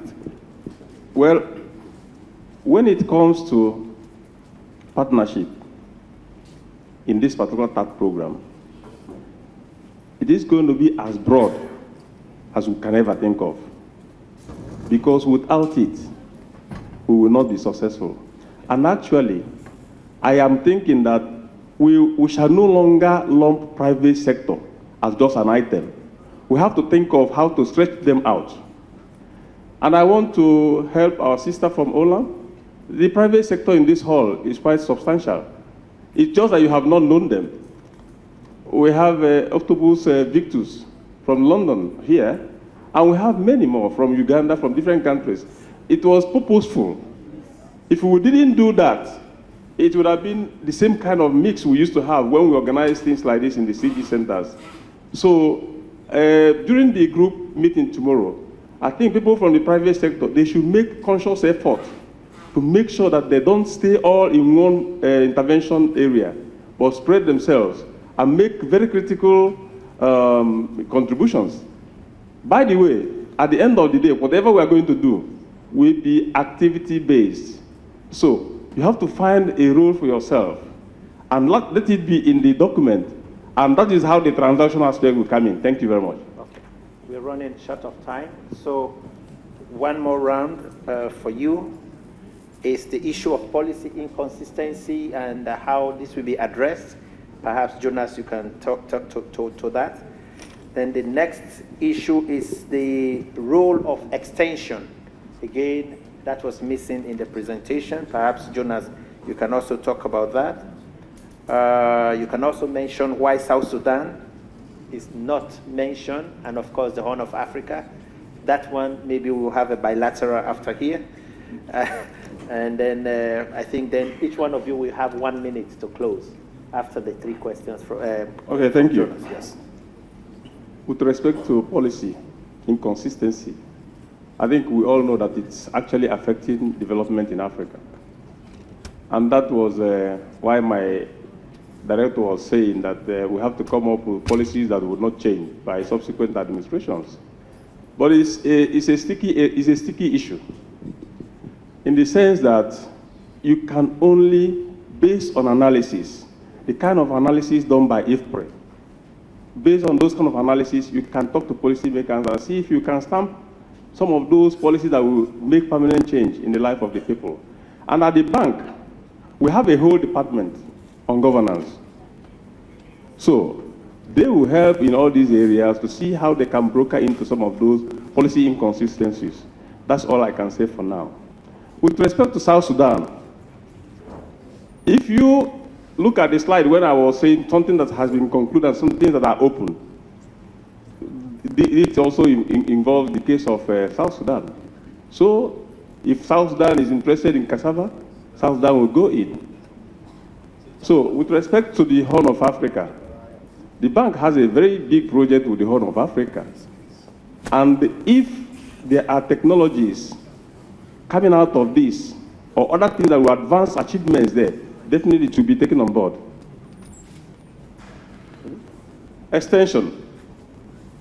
We all know what happened, that decimated expansion in this continent, the structural adjustment policies of the 1980s and early 90s. So the effect, the landmark, the kind of footprint it left is still there. However, what is happening now is that we have to be looking at innovative ways of getting the extension done, even involving the private sector, and pay for it. Can I just...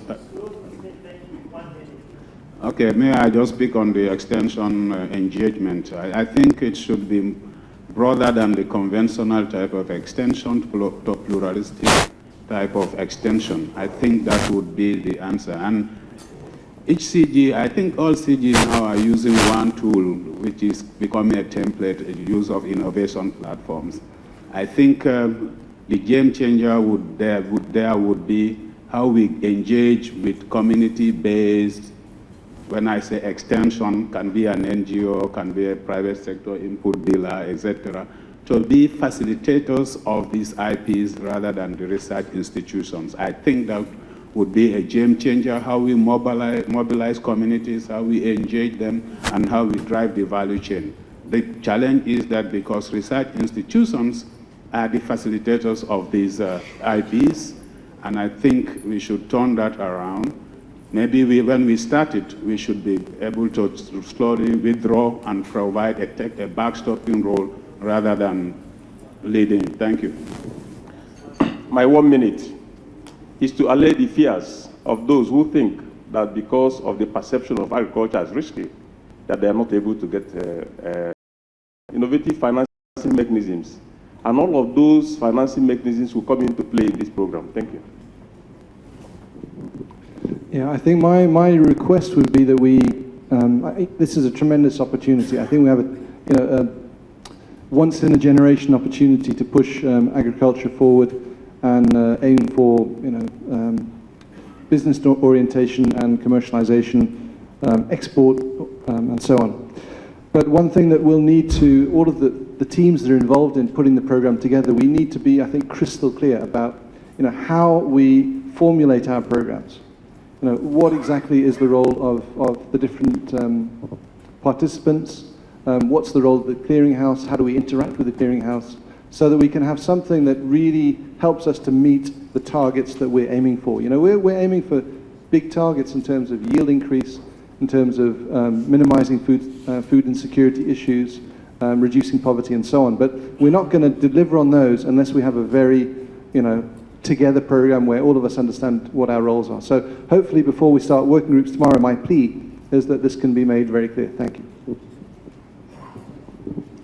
Yeah, I would like to reiterate the importance of working through the country strategies in aligning our program with the country priorities. A lot of questions this afternoon revolved around the issue of demand-driven innovation. And the only way we can really meet that demand is to work with the people who are actually have the priorities set up and leverage the resources that are already in the country to be able to really have a bigger impact. Thank you. My comment will be on mechanisms to encourage the private sector. You know, traditional as CG centers, we have mostly worked with national programs, but I think let's look at some of the emerging opportunities. For example, the seed harmonization protocols. What this actually has allowed is to broaden the markets. If you look at the commercial region where there are 19 countries, instead of a seed company registering in the 19 companies, now you can just do it in 2, and then you have a larger market to tap from. In addition to that, there are all these trade corridors, which actually, again, you can kind of take advantage of. So please, private sector, we welcome you in this initiative.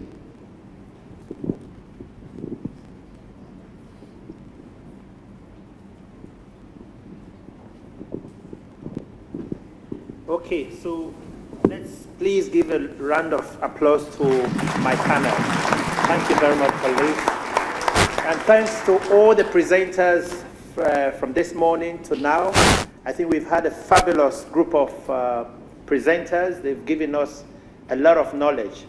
But as a closing remark, I would like to say that this is a one-time opportunity that the agricultural sector in Africa is being given. We must make it work. And that is why they've brought the best brains from the CG system, from the private sector, from the CSOs, and from those that are in practice in moving agriculture forward in Africa. And this morning, the ground, or the basic information that is needed for us to make this work has been provided. Tomorrow, we'll be working together. I mean, there will be a few presentations to be made, but we will go in syndicate groups where, again, you will help the drafters of the document to make sure that we make it work. It is not we trying to say the clearinghouse will not work. If it cannot work, how can you make it work? It is not for us to say this partner is left out. How can we ensure that those partners that are relevant for this program to work are included? I want to thank you very much. You've been a fabulous and a great audience and also contributors to this program, and we look forward to working with you again tomorrow. I've been asked to make some announcements. Some people have received invitation to meet with the Director General of IITA. Please go to the office of the Director General. I think it's conference room 1, ballroom number 1. And then those that are not in that group, there's a very good campus tour that has been organized for you. You had was it Paul who talked about the forest? Please join that tour. Otherwise, you will miss out. We want each of you to have an experience to see what IITA offers, the scientists, and of course, the staff that work in the... Yeah. There are 2 tours, I'm told. There's one today and another one on Thursday. So those that are available, there's a tour for you to see IITA research facilities and the forest. Now I will hand over the mic to the facilitator.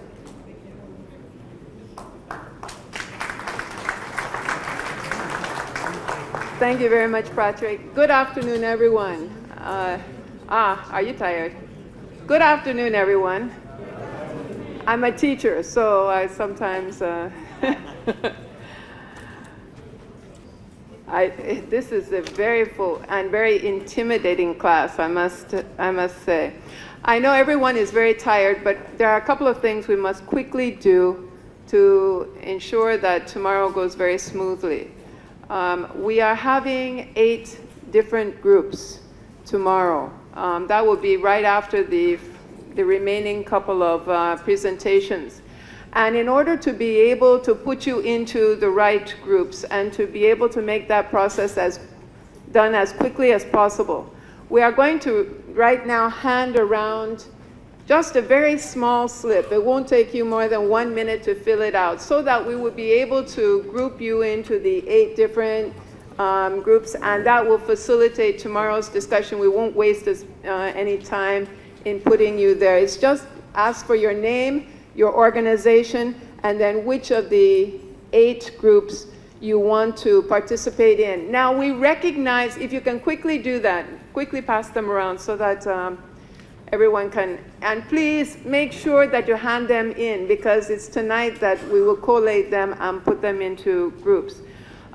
Please, we do recognize that there are some overlapping issues. Some of your organizations may be concerned with more than one of the groups. And so consequently, for example, there are 3 people, I think, from FAO or so. I know there are many people here from IITA.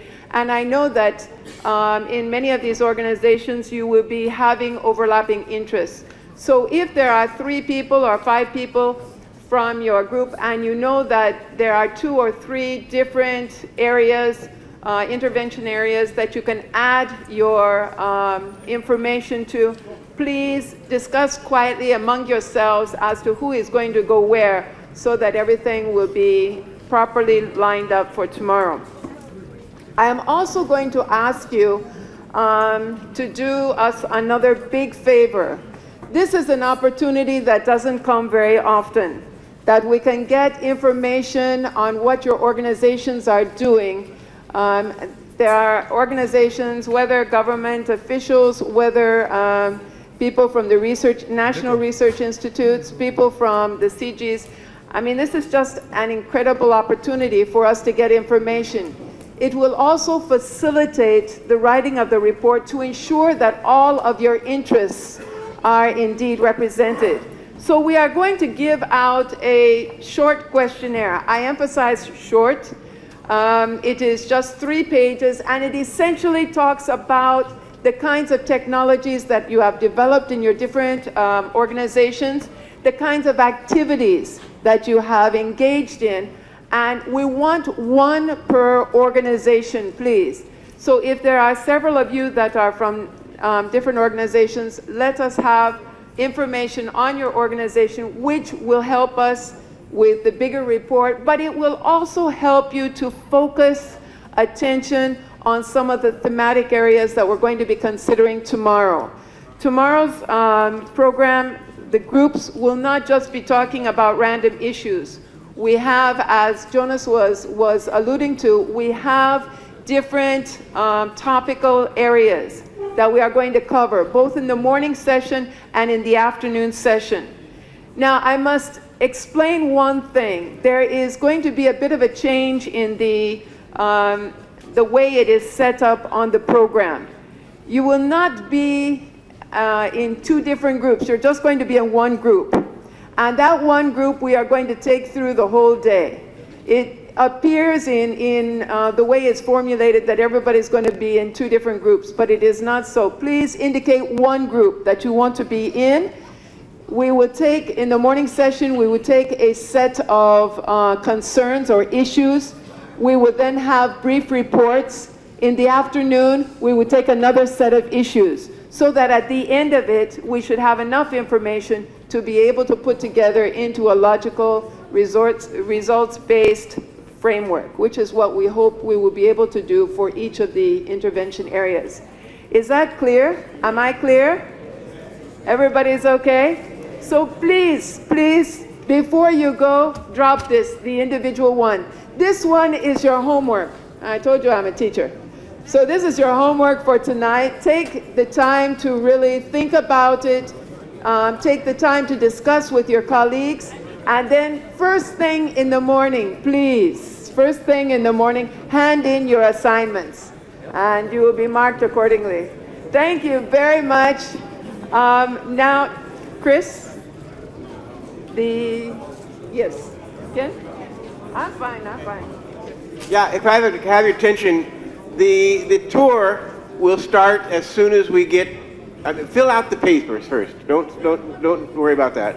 After you fill your papers, we have the tour. The tour is going to visit 4 proven technologies that are ready to scale up.